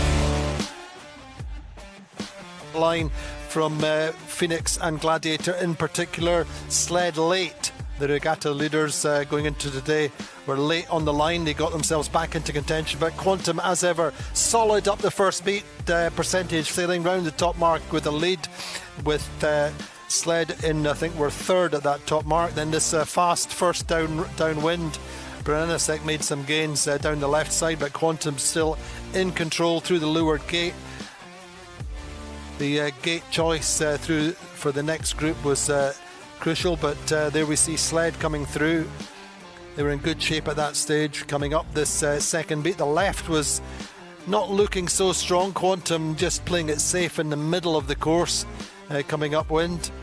And then, but a big gain to Phoenix, remember, coming across on port at the windward mark, and that got themselves up to second. At that stage, we're thinking Phoenix contenders for the world title and for the circuit standings, and it was just about two-thirds of the way, just over two-thirds of the way down this run. Quantum Racing, Phoenix in second. At this incident happened with the kite exploded on the Phoenix, and really then it was a big battle to try and just the damage limitation. Quantum getting through for the win. Brennisek second, Platoon in third. A strong race for them, and I say that's really what gives them the circuit and the World Championship lead. Unfortunately, Phoenix coming through with no kite and losing 4 places down that final run. Let's look at the scoreboard, just confirming before we go into the second race today. Platoon leading the World Championship and the circuit standings. Platoon on 25, Phoenix on 27 now, Sled 29, Quantum Racing on 29 also, so the share of third. Brennisek 35, Allegra in 6th, Interlodge 7th, Preveza 8th, Gladiator 9th, and Code Zero in 10th. And then looking at the the 52 Super Series title in our third and final regatta, penultimate day or ultimate day, it's Platoon who are leading on 70 points. Quantum Racing now in second on 73 points, back in contention. Sled in third on 73, and Phoenix with that problem costing them a couple of places, and in fourth now in 74 points. But only 4 points separating the top 4. Pretty much all square as we were coming into this regatta. It's incredibly close. But the big question is whether we'll race tomorrow. We've got this big strong storm coming through, and the wind's obviously building from the northwest. This strong Mistral, and one of the experts, an America's Cup winner and Volvo Ocean Race winner, one of the best navigators in the world, the meteo expert, is of course Juan Vila. We spoke with Juan before they went afloat. Yeah, I think it's obviously a very strong breeze, and probably at this stage unlikely to have a window to be racing. But models have been consistent so far about having a very strong Mistral on the Gulf of Leon that comes here in the island as a north-northeast. And currently the agreement or the consensus within the models showed breeze just 25 to 35 knots, so pretty fresh for us, I think. So at the moment I would see very low chances, but you never know with the forecasting. Things can change, but it's been pretty consistent so far, so very low confidence that we might be able to get out tomorrow. So how does that mean? Let's look at the top contenders challenging for the end of season circuit title. How are they going to set up today, knowing there's the potential not to sail tomorrow? Yeah, probably going to set up as all or nothing, I imagine, today. Treat it as if it was going to be the last day, and then we'll see what happens tomorrow. But knowing that potentially there's a not chance of racing tomorrow, then I think they will treat it as the last day, the last opportunity. So guys behind will need to be aggressive, and guys ahead will need to try to defend a little bit. But it's very close at the top as well. So there we are, going back on the water. We've got just over 5 minutes before the start, looking at the conditions. Looking much the same as it was before, still gusty, still puffy, but a good wind strength. Looking at Sled And Brennan is there, joined in the studio by none other than Guillermo Parada. Guillermo, how was it on the water? It was pretty exciting here in the studio, that last race, and your heart goes out to Phoenix? Yeah, it was heartbreaking for them. I just came back from the water, it's blowing 22 knots. It's pretty cold there, and it's challenging because it's very, very shifty and puffy. So it was quite an interesting race in terms of tactics. Many teams splitting sides, swapping positions. Finally was Quantum Racing picking up a side and hitting it hard and having their first win of the regatta at the right time. And obviously devastating for the Phoenix team that they were doing a very good race. They were challenging Quantum for the lead almost in the last cross, and before they jive... There was no contact though, was there? No, not even close, but they were like... Let's watch it. They were like 1 or 2 lengths behind Quantum, and when they were about to jive... the kite just gave up effectively. Yeah, so that's a real shame for them because they were in a good position to be leading the regatta and leading into the next race for the overall, and they just managed to finish 6th, which is very sad for them, obviously, and a good opportunity capitalized by Platoon. So now everybody have to put the head on the next race and hope we have a chance of racing tomorrow. Indeed, we have to hope. I love that expression, put their head back on their neck. It's going to be tough for these guys because it's a big hit they had. They were doing such a great job. The boat was going well, and they were always fighting for the first spots. I mean, they bet a little bit on the left, and they paid a little bit on the first bit. They lost a lot in the first round, but they recovered in the second bit on the left again. And when they were about to at least finish second, they had this big problem that made them lose 4 points at the very worst moment. Exactly, just coming down that second run towards the finish line. Tor Tomlinson. Tor, how's it looking out there? We can see it's pretty breezy, pretty gusty. How do the teams look? Yeah, similar conditions to the last race. We've got about 20 knots with some bigger gusts coming down. Teams are just getting ready. We're within about 3 minutes to the start, I think. Not long to go. Long to go, but still pretty gusty. Guiche, what's your kind of take on the main protagonists in terms of the risk and reward at this stage? Do you have to risk, or can anybody afford to consolidate? The problem, Andy, today is that we don't know if it's 1 race left or 3 races. That's the point, isn't it? 3 races left. That's the biggest problem. Right now, if I was in one of the leading boats, I will be assuming it's going to be 1 race left. Unfortunately, there's no chance of having 3 races today. So I would assume it's 1 race left. So for Platoon, I think it's pretty much John Kosteki's best conditions because they are 3 points ahead, and he knows how to manage risk and how to administrate that advantage. Obviously, it's a challenging day. It's breezy. You need to make sure you don't have breakages. You need to make sure you don't get pinned out to any of the sides of the course because it could be very, very expensive. But he's a master of administrating this. For Quantum, for Phoenix, they need to go for the win. They need to go and hope that something else happens to the rivals. They are running out of chances, so they cannot speculate anymore. They have to make a choice and go for it and try to get the win. And then it's not anymore on their hands. I mean, the only one who can control the race, or they are in control of their own destiny, is this boat, 3 points ahead, so they can manage to finish third or 2 points or 2 places behind their opposition and still be leading, so they are in a very good, the best opportunity they have. Remember, this boat have been second 3 times in a row in the last 3 seasons, so maybe this is the time to step up from being bridesmaids and finally win the circuit title. So nobody could argue they deserve it after being second 3 times.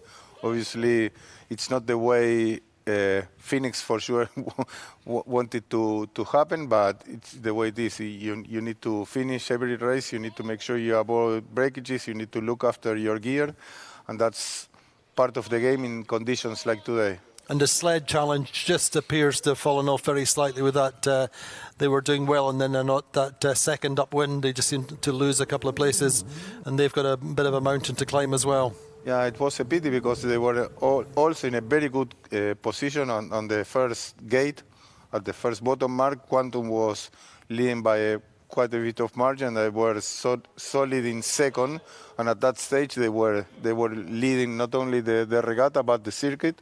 For some reason, they elected not to cover Platoon or not to cover neither Phoenix, and they lost a couple positions. And then at the end, they kept losing in the last run, and they were not able to pass this boat Phoenix even with their broken spinnaker. So for sure it's a big opportunity loss for the Japan-American boat. Indeed.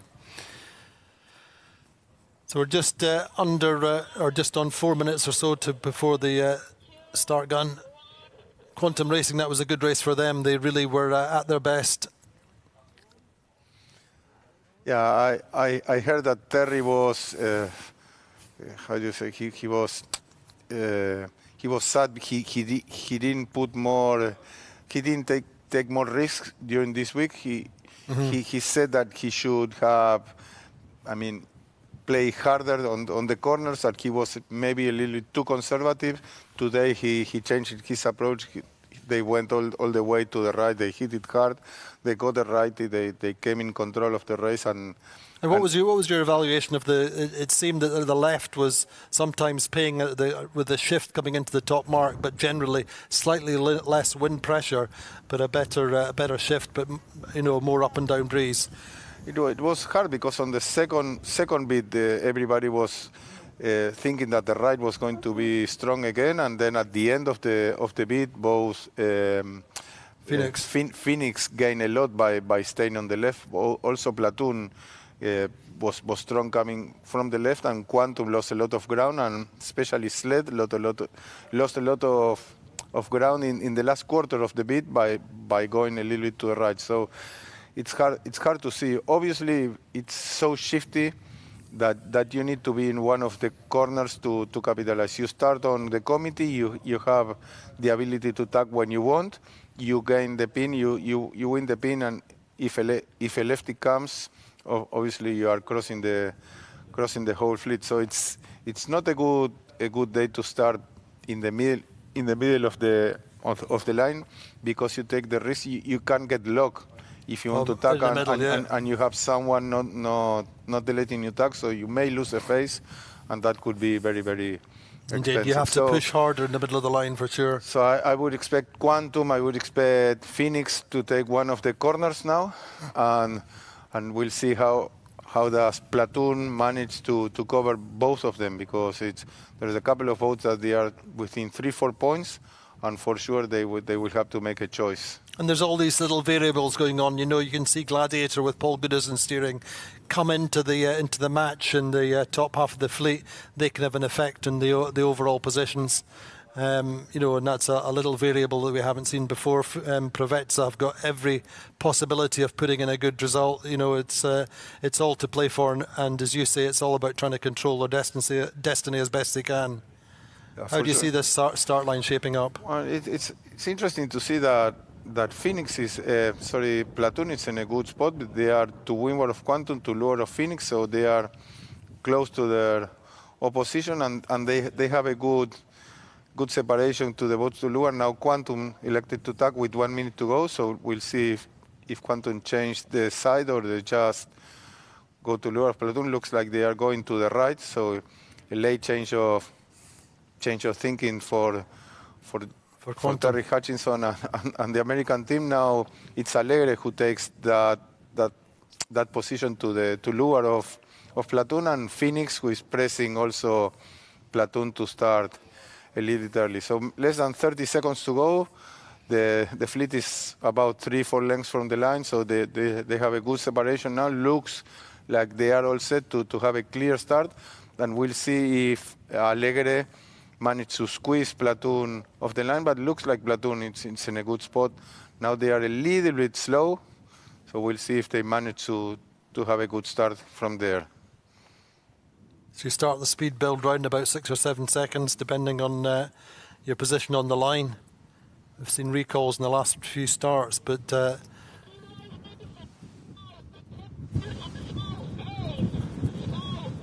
Wait is recalled. Once again, an individual recall. Looks like Sled. So it looks like Phoenix having to go back there. So Phoenix, too much risk for them. And luckily, that's probably the end of the story for this boat.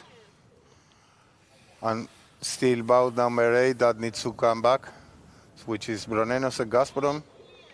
So both of them are clear now, but at this stage, I would say that Platoon is in a strong position. Magnificent opportunity. They only have Quantum and Sled now that they have to look after. Obviously, with these conditions, you need to keep an eye on Phoenix and the airboats. But I think that they had a conservative start. They are bow behind the rest of the fleet, but they are in a clear lane and they are able to choose where to or how to sail the boat. They can clearly do their normal mode.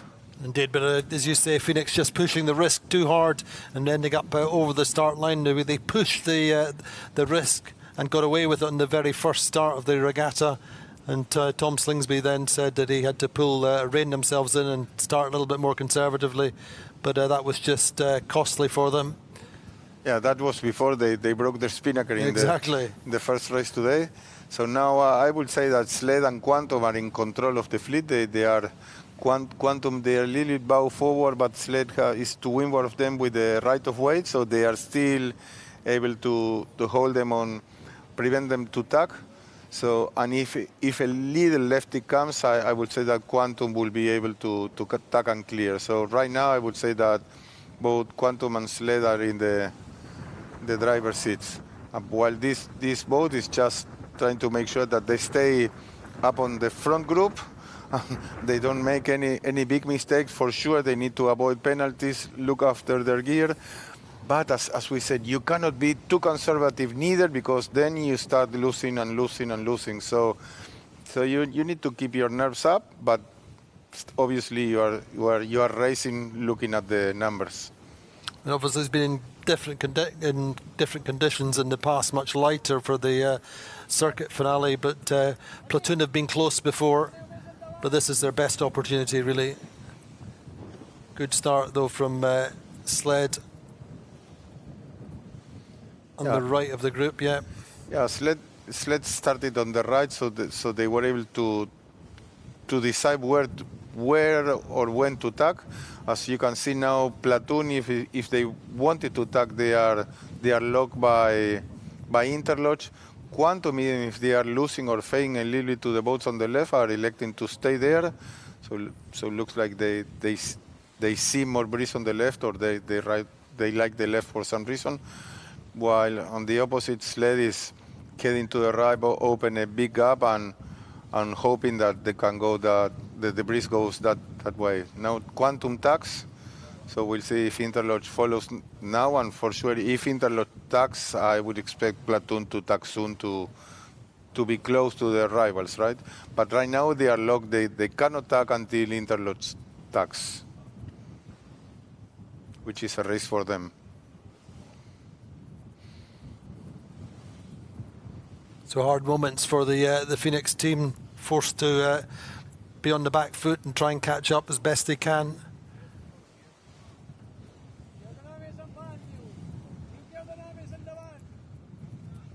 I'm almost sure there are some talks in between Platoon and interlodge asking them to tack. So far interlodge doesn't seem to be moving. Now they are moving. So obviously there were some talks. Alegre that it's tacking and crossing in front of Platoon, and as we said, as soon as interlodge was tacking, Platoon was following. So certainly this left side looking quite good just now for Alegre, our leaders on the virtual scoreboard just now. I would say it's too early to say, but yes, at the moment they are on a lefty. They are on port.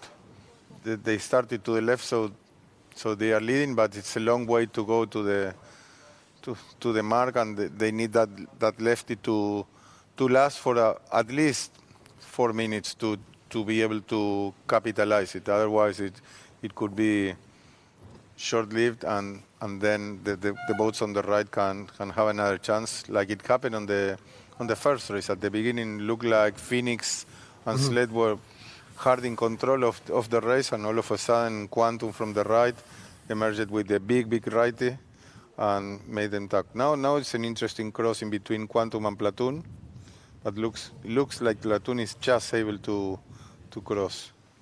Indeed, they have.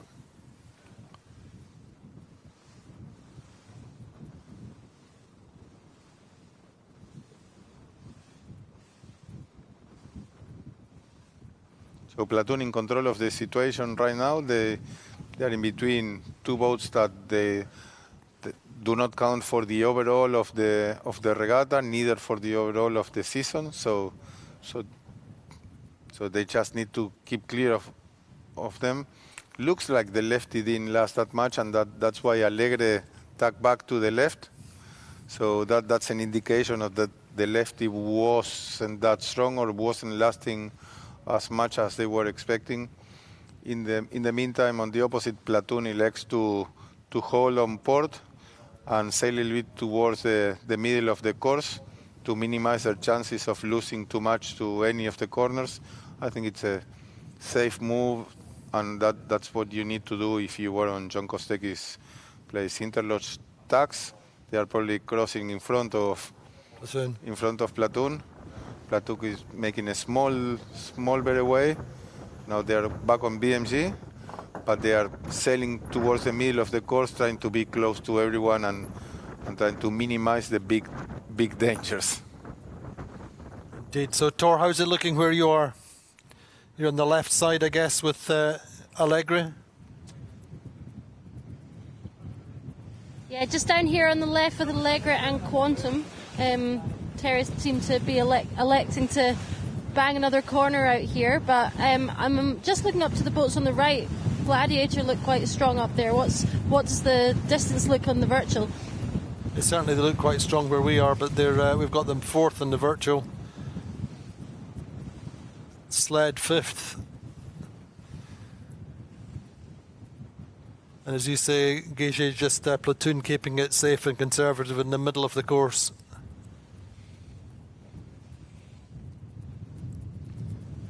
Too early to say. The fleet is having a lot of separation. They split a lot. I mean, if you measure the distance in between Gladiator and Alegre on both sides of the course, a small shift of 5 degrees can make a huge difference when you have that much leverage in between the two boats. So we'll need to wait and see which of the corners it's finally paying off. But Gladiator tack on top of Sled. Sled is forced to tack back to the right.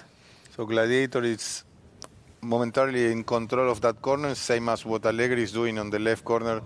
So I would expect that if nothing really big changes, it will be either of those boats who will be leading at the top mark.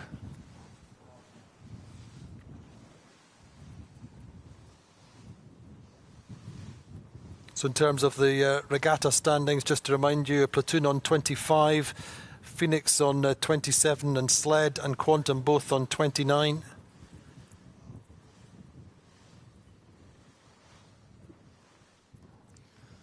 Yeah, but what would you be thinking if you were on either of these boats? You would be thinking on the Worlds, or you would be thinking on the season, Andy? Yeah, but it's a big question. So far, Platoon is winning both, so they are in the best of worlds. Exactly, but they've won the Worlds before. They've never won the circuit title. So I think that if they have to choose, for sure they will elect to win the season. I'm almost sure of that. So they have a 3-point lead on the circuit championship just now. 3 points up on Sled and Quantum, and 4 points on Phoenix. So as you say, the principal philosophy for John Kostecki, Harmula Spear and Co on the Platoon is to stay close to their rivals as much as possible, minimise the risk. And just now that seems to be playing out nicely for them. They're doing a good job.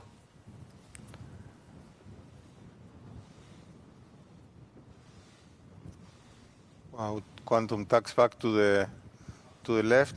That's another sign of a righty, but at the same time you see Sled going Very right high. on a lefty. Yeah. So it looks like it's right on the left and left on the right, which many times happening in these situations.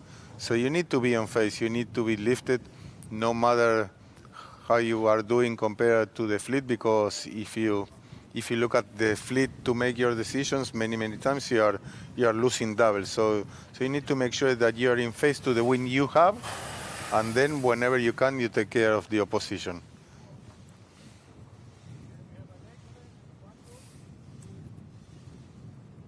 We're looking at Allegra just now. In theory, our race leaders. The battle really is between Quantum Racing, Platoon and Sled. Phoenix making a couple of places since they had to recross at the start, pushing the risk too far. As you can see, the virtual it's favoring the boats on the left, so it's put in a very lefty wind direction, and that's why Alegre, Interloch and Quantum are leading. But this can change in a second. We learned this week that this can change very quickly. If only a 5 degree shift to the right comes, or the lefty shade, fades a little bit on the left, then can change quite quickly. So we'll see. We need to wait and see what the wind decides to do, Andy.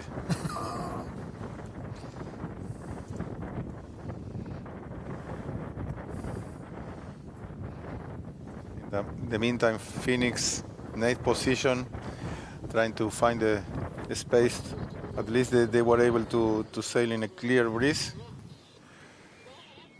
Just not always a given, considering you restart if there's a particular side. I think I heard that Code Zero is retiring. They are very far back, and I think they retired from the last race. So certainly they were. And they had a distant problems also in the first race. So probably some damage to their gear. They decide not to continue in the race. It's pretty brutal conditions for them in their first strong winds race in the 52 Super Series and the World Championship. Just only doing the World Championship. You can see only 4 guys with the hiking or with the legs on the rail. Everybody else is resting a little bit, so they are cruising back to the harbor. Indeed, Mark Blaze, the owner of Code Zero, enjoys a challenge. Sailing with a few family friends as well as the hardcore crew from Jethu and Mark Mendelblatt as a tactician. But it's pretty tough conditions for them considering their lack of experience in this class at this level. Meantime, Allegra look pretty strong. They tuck on the right and they are converging to the rest of the fleet. Will be interesting to see if the distance in the virtual, the distance in between Sled and the leader gets smaller or gets bigger, to have an idea of how are they doing. So far it's just holding, maybe getting smaller, but very little.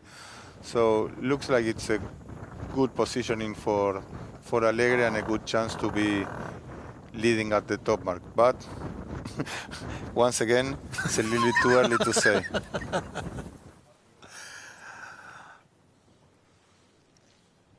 Certainly Gladiator have been going quite well on this under his first beat. Just Platoon just crossing them at the moment. Well, Gladiator, remember, they were leading the right group and they tuck on Sled and they force Sled to the right, and now Sled crossed them by a lot. So yeah, the right looking. In that group, at least, the right was very strong, because if you consider that Alegre was leading Sled only 2-3 minutes ago, and now they are this much behind, is because the right was really strong, at least in this group. But the left side starts to converge closer to the land as we get up. I haven't seen the exact layout of the course. So the left tends to get a little bit stronger in the approach to the mark sometimes. Yeah, that seems to be the case. The distance in between Alegre and sled was 150 meters only 1 minute ago. Now it's 120, 130. So sled is getting stronger, but I think that maybe not enough to get to Alegre. It will all depend on the last shift. So we'll have to wait to that. 110 meters now, so the distance is still dropping. So doesn't seem that Alegre, that the sled is very high at the moment in the cross compared to Platoon. I would say that Platoon is on a lefty, and yeah. But at the same time on the left, Alegre doesn't seem to be very high neither. Yeah, I think they're running slightly lighter pressure, gustier and puffier as they get towards this windward mark on board with Platoon. Mickey Muller on the pedestal with Victor Mourinho joining him. Platoon obviously wanted to stay out of trouble, trying to be clear, trying to be controlling their opposition, a job that so far they have been doing. And looks like Alegre will be, I don't know. Alegre. It's close, isn't it? It looks like, I'll say, I mean, it looks like Alegre will certainly get up to sled, possibly crossing, or tacking inside them. How's it looking for you, Tor? You must be at the windward mark now. Yes, we're just at the spreader mark. Alegre are crossing quite nicely with a little lead into sled there. They just got a nice little lift into the top mark there, so they're just about to tack onto the ley line.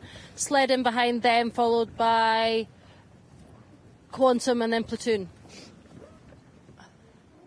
So the left prevailed at the end, but consider where sled goes. Where sled was, I would say that both corners were again strong. So you need to choose one or the other one. Try to win your corner, and then hope for the best once you converge to the top mark. So, but if you consider that sled was the further right and Alegre was the further left, and they are first and second with probably 3-4 lengths apart, I would say that it is pretty obvious that you needed to be on one side of the other one. Quantum, that didn't have the best of starts and wasn't Flag in the from best John position. Kostecki on, I think, Gladiator perhaps. And Provetza just coming in the... This boat's losing a lot of ground compared to the first two. Umpires are there. There'll be a penalty there, I would think. Green at the moment. Oh, really? Yeah. It certainly cost Platoon. And that's probably because they judged that they got overlap outside the 3 lengths. The rule says that if you tack in the inside of other boat inside the 3 lengths, you cannot force the windward boat to go beyond close hold. Yeah. But if you tack to leeward outside the 3 lengths, then you can go up to head to wind. So looks like the umpire judged that both Gladiator and Provetza tack on starboard outside the 3 lengths, so they were covered by the rules. It was an expensive round-in for Platoon. As we said, they are still in control, but sometimes being too conservative means assuming a little bit of risk, and now they are in 5th position, while Quantum is in 3rd and sled is in 2nd, so any of them can win. And if Platoon loses 1 or 2 positions, they can be in danger. So at some stage, you need to start making your choices and push the risk a little bit. Going by your instinct and find one of the corners or one lane and hitting it hard, and stop looking at the competition or stop looking at the numbers.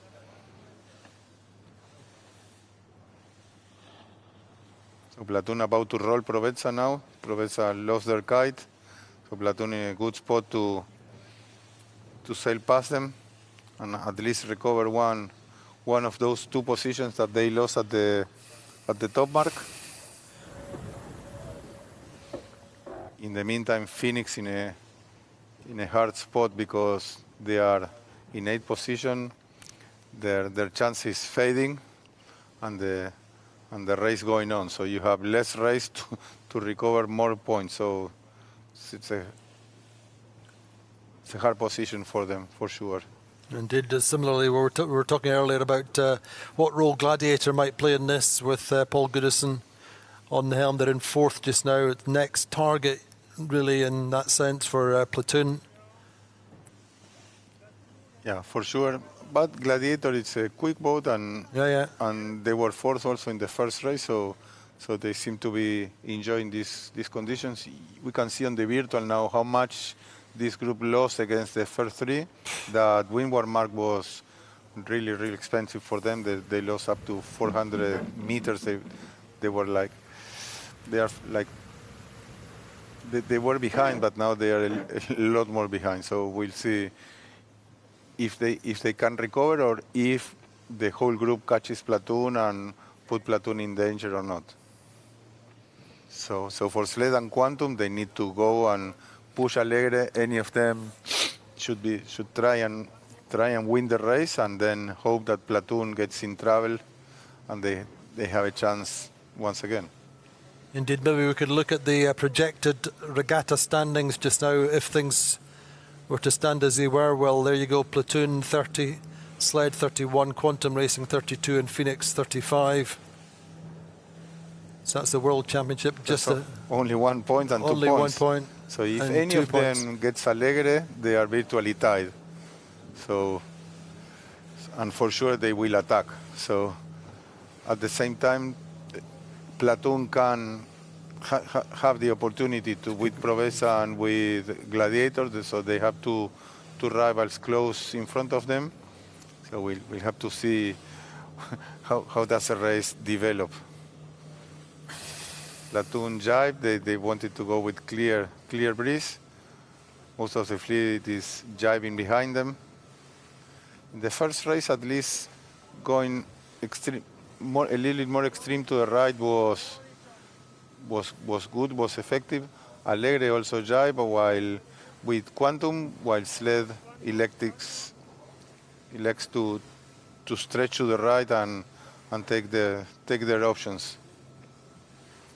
So it's going to be an interesting bottom rounding, and if we here sitting at the desk watching the screens, we can make the points. It will be very nerve-wracking for these guys in sailing on the boats, for sure. In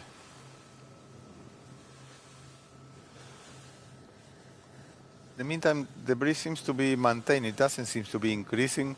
I would say it's in the range of 20, 21 knots. Normally, when you see the J-force is when you see an average of 20. With an average of 18, 19, you still stick to the heavy jibs. In flat water, you may downrange the J4 up to 19, 19 and a half, but I would say that if everybody is with the J4s consistently, it's because the breeze is averaging at least 20 knots, and does not appear to be that wind on the screen, but that's only because it's offshore breeze and we don't have the waves. But I just came back from the water half an hour ago, and it was windy, and it was really, really puffy. You can see the one big gust just hitting Quantum just now, keeping things under control nicely and just accelerating. That gust is about to hit Sled, and it will hit Alegre in probably the next 10-15 seconds. So Quantum is making the gains early on, and then whenever the puff hits the other two boats, they will accelerate also. There's great racing. It's great images in these conditions, isn't it? Yeah, we were following the boats downwind. We were with the VIP chase boat, so downwind they were doing 18 knots constantly. I mean, averaging 18, 17 and a half, 18 and a half, so averaging 18 knots. And in the puffs, they were going even quicker. Now you see the puff hit Sled, and it's Sled that the one that accelerated, and I think that they are in a good position to take advantage of that because they are closer to Leyland. they are not going to, I mean, they are avoiding one of the jibes, while Alegre and Quantum, they still have to make at least one jibe to get to the gate. I think that Sled is aiming straight at the gate, and saving one jibe in these conditions means roughly 2 to 3 lengths, depending on how well you execute it. A very good jibe in these conditions is 2 lengths. A bad jibe in these conditions is 4. So if you are doing 18 during the jibe, you slow down to 10. So depending how much time you are sailing at 10, how much you lose. Yeah. So maneuvers or jibes are expensive in these conditions for sure. Quantum is really putting pressure on Alegre now. They are only trailing by, I would say, 3 lengths. So yeah, exactly 40 meters. So 2.5 to 3 lengths. And then Sled, the virtual is showing them leading. But the most important thing, I would say, they are saving an extra jibe, and they are sailing also into a path. So I wouldn't be surprised if a Sled is making the gate, which looks to be the case. I wouldn't be surprised if they are leading and they are taking the right-hand mark, looking downwind. So we'll have to see. In the meantime, it looks like Platoon is controlling the rest of the pack, and they are currently sailing in 4th position, which for them is good enough. But they have a lot of boats close to them, so we'll have to see if they are able to stay in that position or not. So as you said, Sled making that gain, coming through the leeward gate, is extremely close. They were Alegre just there on that right-hand mark first. Yeah, they are turning at the same time, one each mark. I would say that Sled made a tidier maneuver. They were closer to the mark also, while Alegre is slow. They're still slow. They rounded wide at the mark, and they had the spinnaker there in the middle, flying up in the air for a little bit, so they lost a bit of ground, and they gave Quantum the opportunity to sneak inside. In the meantime, it looks like Provesa had a problem with big gust with the kite, and that also put Gazprom, looks like, in danger, because they nice early drop on the they couldn't stay clear of each other. Yeah. So Gazprom had someone in the back of the boat. So there's some problem that we cannot see from here. An early drop on the Platoon, keeping it super safe. Big gust actually all the way through the fleet, isn't it? It looks like, and Brunensok also has a problem with the top of the jib that they need to take it out. Looks like they were able. No, they're still with the twist on the jib. Hopefully in the jibe they will be able to take it, but problems and more problems for Gazprom that they cannot drop the kite and they continue going downwind after the mark. So very, very expensive maneuver for them. And luckily they can get the kite out of the water. It's a red flag. I don't know if it's going to be to Provesa, Interlodge, or Interlodge got their kite in the water and also struggling with it. So it was a red flag. Looks like it was for Interlodge that crossed on port tack in front of everyone, and they were not able to keep clear, and that's what caused the problem with Gazprom. So both boats lost a lot of ground. And obviously that's good news. That's for sure. That's good news for Platoon, because there's Code Zero retired. Now Interlodge and Gazprom with problems. Interlodge also with a penalty. So there's 2 less boats that they have to take care of, and they are, the chances of having 3-4 boats in between Quantum and Sled and them are getting slim. So good news for Platoon for sure. This bottom rounding. Indeed. Small gains for Phoenix as well, up to 5th. But still a bit behind Platoon. Kind of too little too late for Phoenix at the moment. But anything can happen in these conditions. Virtual is again showing Sled first, but as we can see, they have a big separation to Alegre and Quantum, that they are to windward of them. Normally with 20 meters of advantage, you cannot tack and cross. You need to be at least 35 meters ahead to tack and cross, because you lose 15 meters on the tack. The boat is 15.8 meters long, so that's almost 31 meters, plus 2 meters that you need to be crossing ahead. So you need at least 33, 34 meters to be able to cross. The virtual is showing sled 20 meters in front, so that means that so far they are not able to cross ahead of Alegre and Quantum. So we'll see. They are close, obviously. A very small lefty will be enough for them to tack and cross, but so far Alegre is in control of the situation.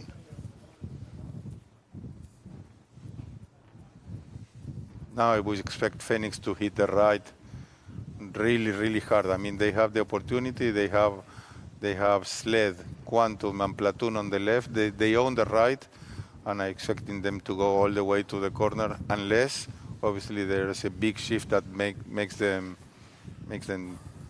tack before. But I will expect them to be the further right boat for sure. And Platoon just keeping it tight and consolidating really in their position. Platoon, they just want that fourth position to be forever. I mean, exactly. This was going to be one of those times that you are extremely happy by being fourth. Exactly. So,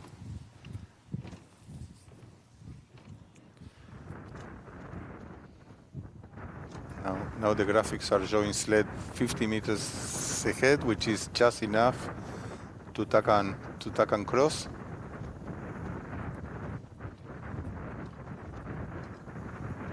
And Platoon in the meantime doing their best business, taking advantage of the situation and doing what they have to do. John Kostecki is controlling the options. He's looking. He's sailing with the mats on his head, but also looking at the breeze, making sure he's not losing any big variable.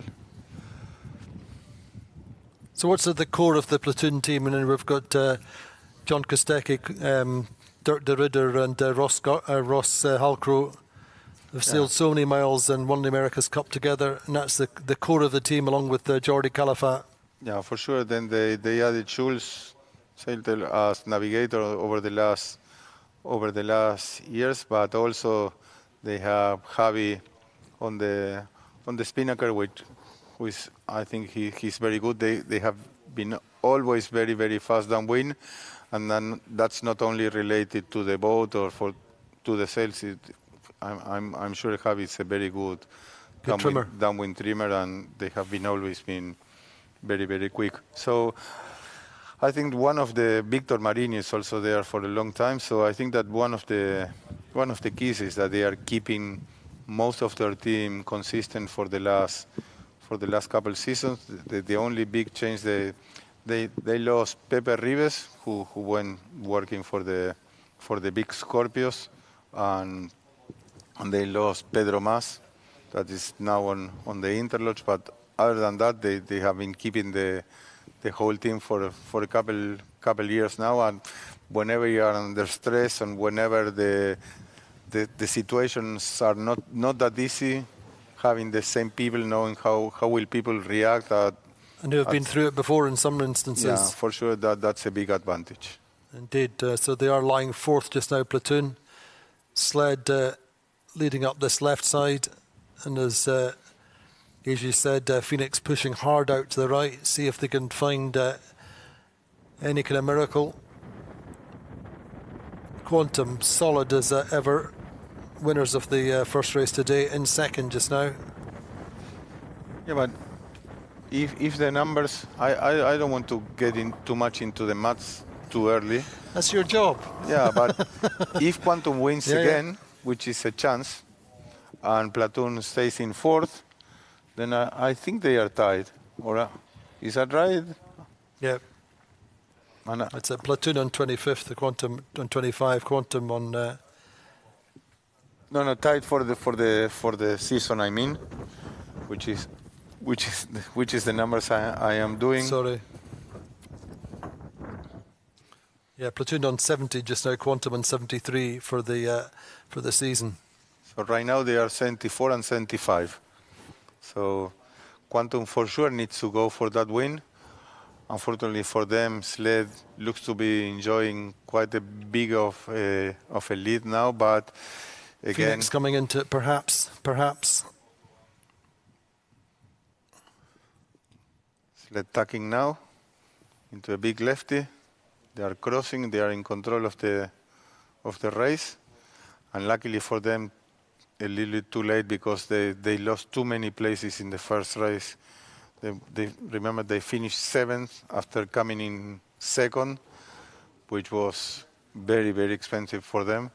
Now they are leading the race, but a little bit too late to the season. But they are doing what they have to do and then wait to see if luck or anything else happens to the competition and see if they have any chance or not. Remember what happened to Phoenix when they were pretty much finishing 2nd in the first race, and the Spinnaker blew out only a couple 100 meters away from the finish when they had everything under control. So in these conditions, we know that anything can happen. You need to make sure you cross the line before you make your numbers. You remember that final race in Porto Cervo a few years back when we, I think, did 3 or 4 different regatta winners down the final run? I remember many occasions. I remember another coastal race in Cartagena, like almost 10 years ago, that we were leading, and inside the harbor, after a 40 miles race with 300 meters to go, the mainsail halyard broke. So we lost the mainsail and we ended up 4th with 400 meters to go after 40 miles. So that was in the last day, wasn't it? No, it was the second to last race. Yeah. But it was a very expensive breakage for us, for sure.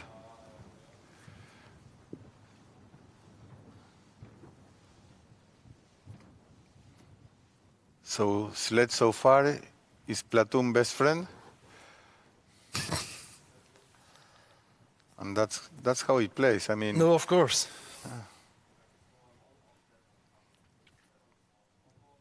I mean, credit to Phoenix, who had to restart over the line early, but up to 5th. We said that they were going to bang right, to hit the right hard. So if the righty comes, for sure they will have a chance, because the separation was too big, and with those big separations, the gains or losses can be really big. So we can see Platoon is ducking Gladiator at the moment. So Platoon is suffering a little bit, and now it's again a big opportunity for Quantum.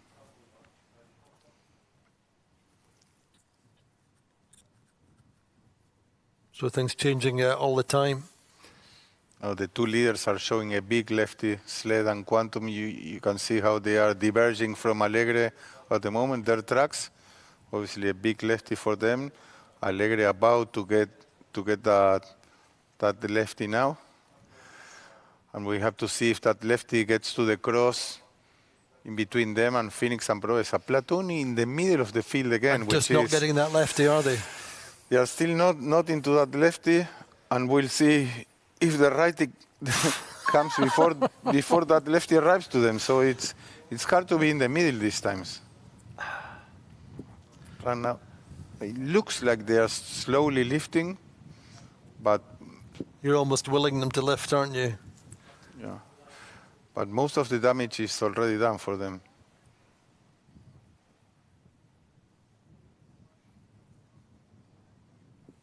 Boats traveling at amazing speeds, 9.7s, 9.6. When you want to, I'm pretty sure that sled is footing. When you are on the left with the lefty, you want to converge to the middle of the to the middle of the course as soon as you can. So taking the most out of the shifters. So you put the bow down a little bit, and that's why sled is averaging higher speed than the rest of the fleet. They are footing, they are pressing. They are trying to go fast and low in order to make sure that they get the most benefit of that lefty till the very end.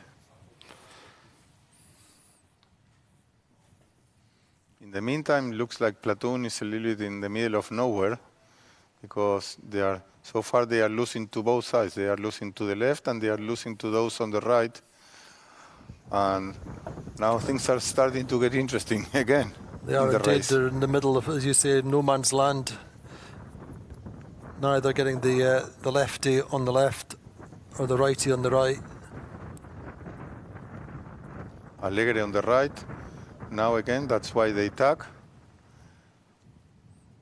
Obviously, you would expect Quantum to go at least up to Platoon's Attacking line. on Platoon. To make sure they have an extra help from them.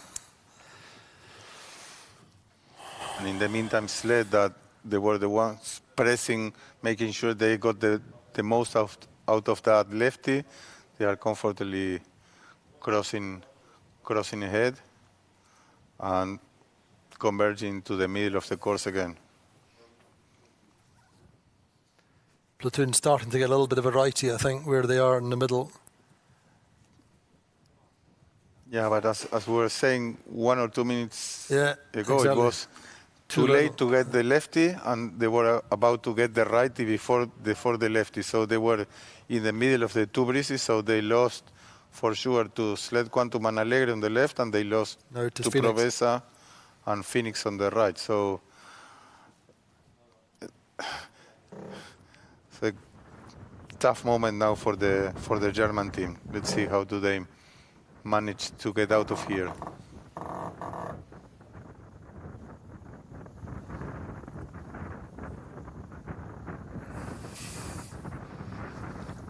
So that's our projected results just now. If things stand as they are, then unbelievable. 30, 31, 31, 31. It's a three-way tie for second, while Sled is winning by one point, if they say like this. Indeed.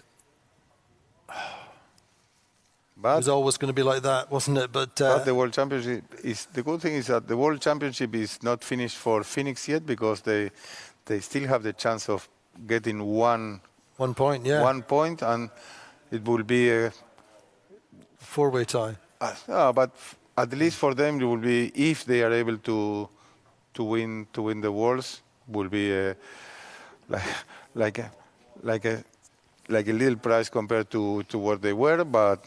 Obviously, it's always nice to have the opportunity to win a World Championship. So, final round. What else can you ask for? It's the whole season, the World Championship, everything to be decided in the final run of the final race of the day, with no certain if we are racing tomorrow or no. So, if you want to make all the ingredients to have the perfect story, I think this is the case, Andy.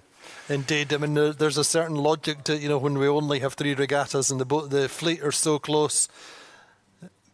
closely matched in terms of their performances. It was always going to be close. We've said that since day one, but we never expected it to be like this. And Phoenix catching Quantum just a little bit. Now, really pushing hard. Alegre tight with the mark, but looks like they will be able to make it. And then I can say that run. Phoenix and Provesa comfortably ahead of Platoon. So right now Platoon is in 6th, Quantum is in 2nd. So right now, with these positions are like this, the season goes to Quantum, right? Looks like it. And who would have considered that this morning and after yesterday? But unbelievable. Truly unbelievable what's going on. And then we'll have to see if we are racing tomorrow or not. So nobody will be celebrating today for sure, but being in the top spot going into tonight will be double points for sure.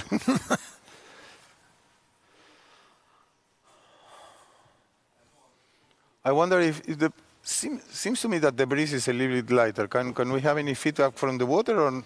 Tor, how's the breeze? We think it might be just a little bit lighter.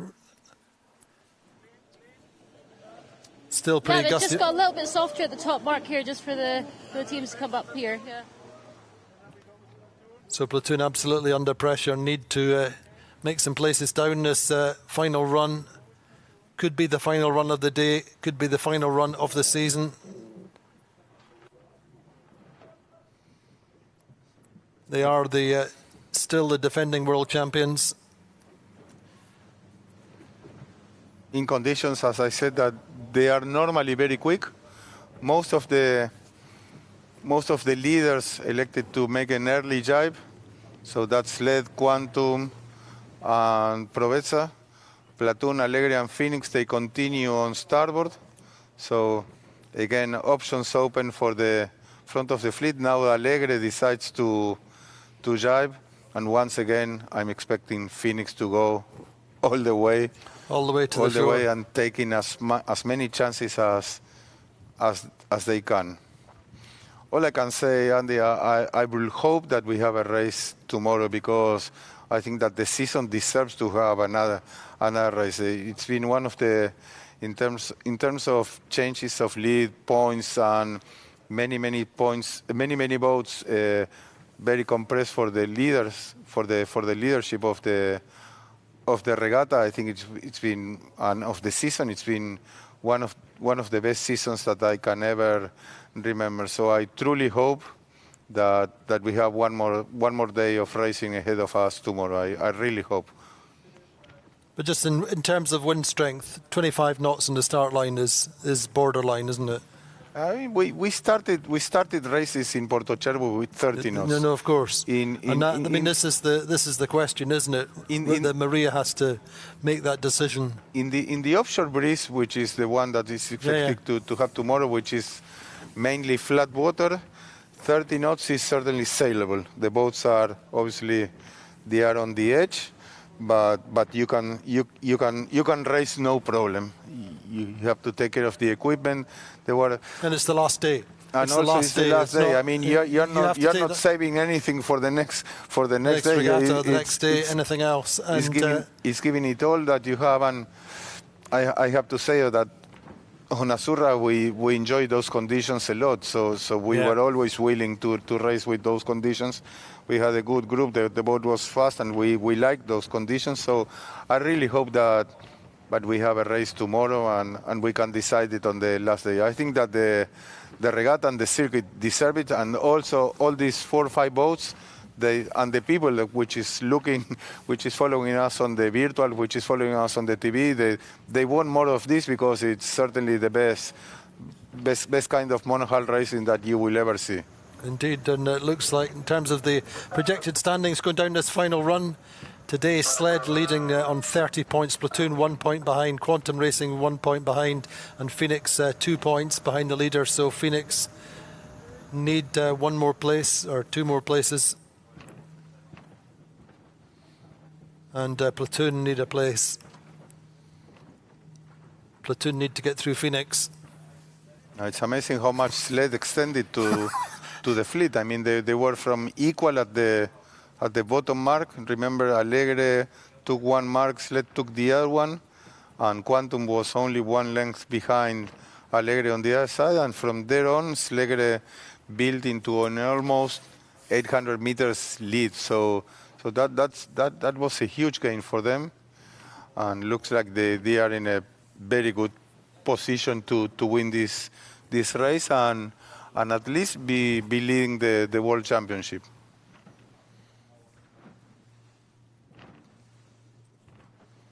Also, how many?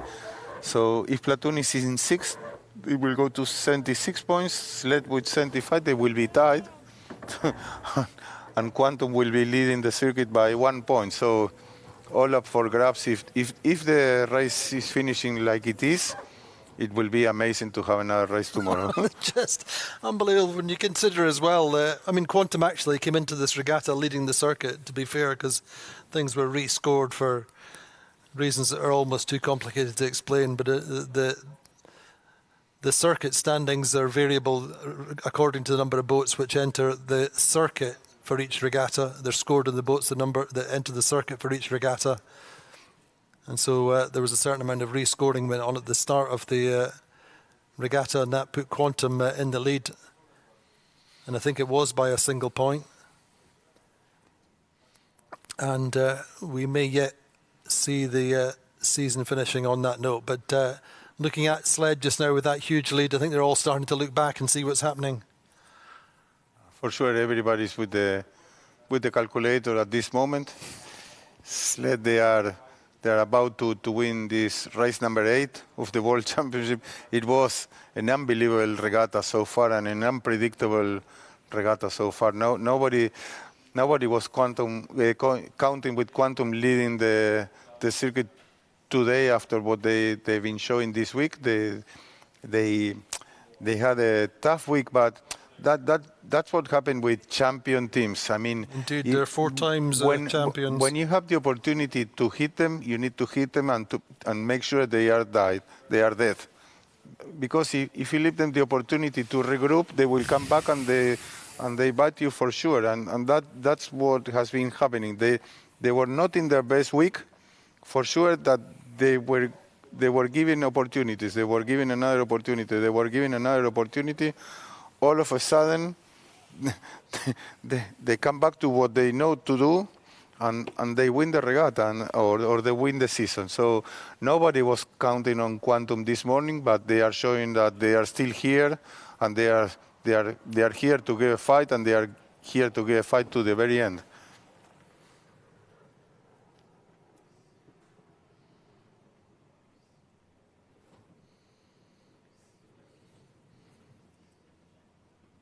In the meantime, you see Alegre and Provezza play a little bit into the right again. Platoon elected to stay more in the middle of the course, something that they've been doing for the whole race. And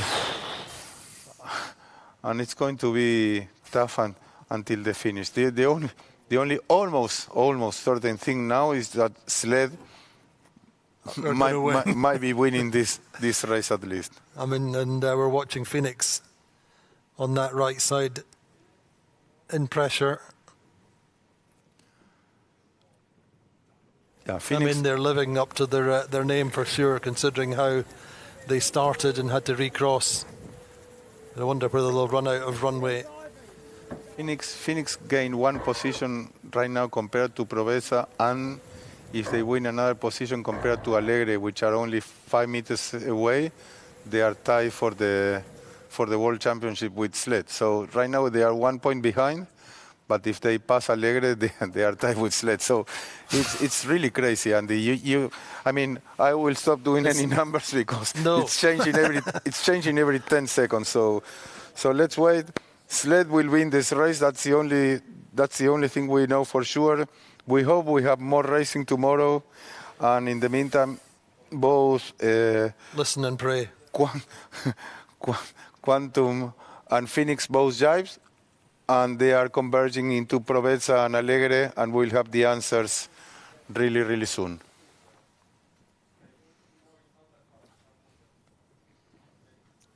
So Quantum just over 100 metres, round about 100 metres ahead of Alegre.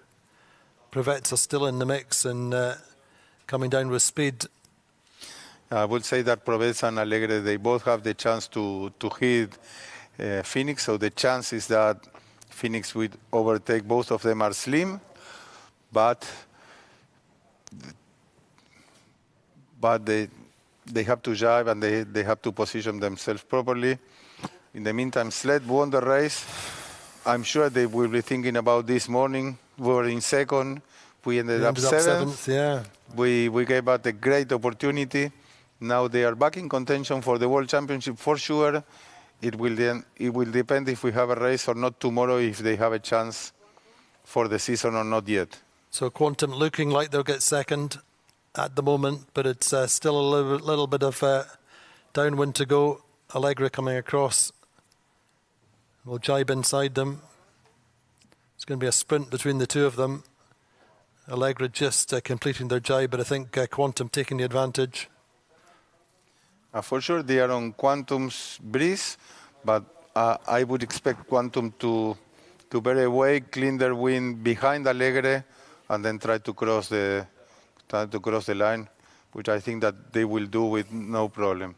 Now the most important thing to do is to see if Phoenix is able to do the same with Quantum and with Alegre and Provezza, and if they are able to be third or not. it's going to be certainly a bit of bias in the committee boat end of the line. It's going to be tight, but I will think that Alegre will cross ahead of Phoenix. So Quantum second, Alegre third, and I think that Phoenix will get fourth. I don't know. It's very, very hard to judge in between Provenza and Phoenix, but it's been really, really close. All I can say is that Sled is one or the leader for the regatta, and Quantum is leading the circuit so far. Indeed, we're waiting for a lot of disappointment on this boat. They lost 2 positions on the circuit and the regatta on the one race leadership in one bit. So if we have no races tomorrow, it will be another opportunity that Platoon is very close but not being able to win. So they will be very, very disappointed if we are not racing tomorrow. And Terry, who was one of the guys who was pushing more to having more races today and tomorrow, I'm sure he will be more than happy if nothing else happens in the next 2 weeks.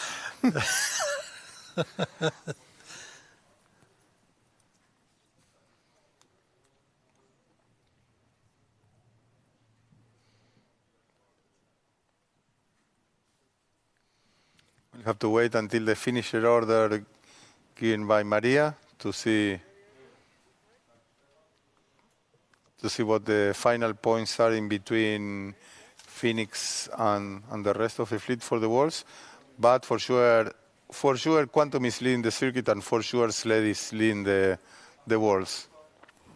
That's a fact, regardless.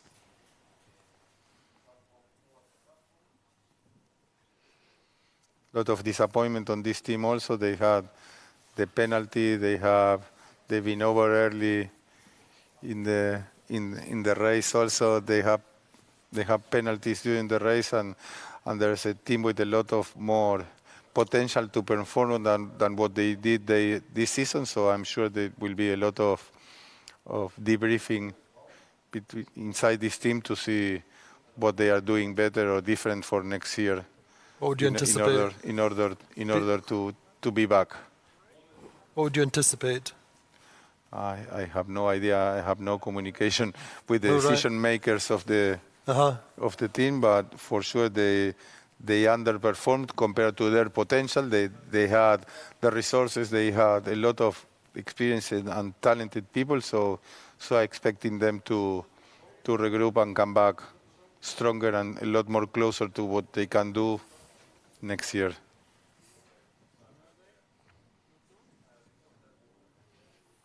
So we're just waiting for the final finishers coming through the line, but in the end, an incredibly close and exciting finale.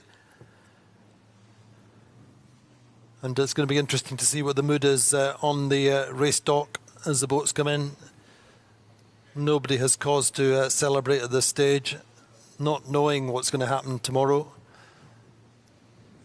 And I'm sure that Maria will be having some discussions with different teams, making different suggestions, shall we say, about what should happen tomorrow. A lot of pressure to Maria.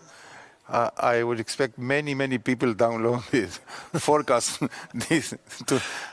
tonight, looking to different models. So I'm sure all the Palma Bay models are going to be busy with a lot of traffic tonight. But as we said, luckily we want this to finish on the water and racing. It's been a short season already because we've missed enough races, we missed enough final days. We only had 3 events. We were not able to complete the program in Portals. We were not able to complete the program in Mahon. So let's hope that we can get on schedule tomorrow and complete the regatta and the season in the proper way and finish racing on the water, which is what we are here for. I mean, the teams are here for racing. We are here for watching races and enjoying it and trying to decipher it. That's what we want. I want to be racing also, Andy, I tell you. Indeed, I don't. Anyway, let's look back at that race. You should just talk us through what you see off the start line of the final race today. Alegre made a nice start. Phoenix, of course, over the line. Yeah. Allegra getting away on that first beat in nice, good shape. Leading round the top mark from Sled. Yeah, Sled doing what they had to do. They pushed the right corner hard. They saved one drive. They were able to win the right gate at the bottom, and from there on, they waited patiently for the left to come. When the lefty came, they were in control of the race. In the meantime, Platoon trying to cover both sides. They were not able to achieve that. They were passed by Phoenix and Provezza on the right, and the boats on the left extended to them. So they dropped from 4th to 6th, and then giving Quantum the opportunity to overtake them in the overall standings. Sled wins the race. That puts them ahead in the World Championship heading into tomorrow. Quantum second, leading the season, and everything else really, really tight. And fingers crossed we can race tomorrow. Indeed. But really a dramatic day. Loads of action between that kite exploding for the Phoenix team in the previous race and Platoon there in a strong position then, as Guige said, a little bit too conservative perhaps, didn't push the risk hard enough and ended up losing a few places. But let's look at the standings, provisional standings after that race. Let's see how they look. So it is Sled leading the World Championship by a single point, then Quantum Racing and Platoon tied on 31, Phoenix on 32 in 4th place, Allegra in 5th on 42, Brunanasek 6th, Interlodge 7th, Provezza 8th, and Gladiator 9th, and Code Zero in 10th. And there, the circuit standings for the moment, well, it's Sled actually on 74 points, Quantum Racing on 75, Platoon on 76, Phoenix on 79, Allegra 85, Brunanasek 94, Provezza 110, Interlodge 123, and Gladiator in 9th for the circuit. So looking a little bit like Sled going into tomorrow, if we get it tomorrow, with a tiny little lead at the top of the table, Guige. Yeah, my mistake. I thought that Quantum was leading the overall, but looks like Sled is leading by a single point, same as the Worlds. So perfect scenario for them after losing the first race. And you can see the disappointment faces on Platoon. They know they had a golden opportunity to be leading and going into the final day leading also. So and the opposite on this boat. Now they want to make sure that they take care of the equipment, that the stress goes down, that they make a good check on the boat and the gear. If we are racing tomorrow, it's going to be very, very hard winds, so it's going to be a lot of stress on the whole gear. So one thing that you need to make sure to avoid is not to have any breakage. Indeed, a massively experienced team there, though, of course, Sled. Sled have been close to the podium before in the 52 Super Series, and they have hopefully we all have an opportunity to race, and we can watch the racing. Guige, thank you so much. You'll be joining us tomorrow one way or another. Yeah, I will be around. If it's 40 knots outside, I think I will be here in the studio. Good. Anyway, great insights as always from Guige. Join us tomorrow. Hopefully a big finale. We'll certainly have a programme one way or another. Watch on social media. Again, as ever, any questions, put them on our social media channels. We'll try and answer them and go to the experts like my man here. So thank you. See you tomorrow, hopefully.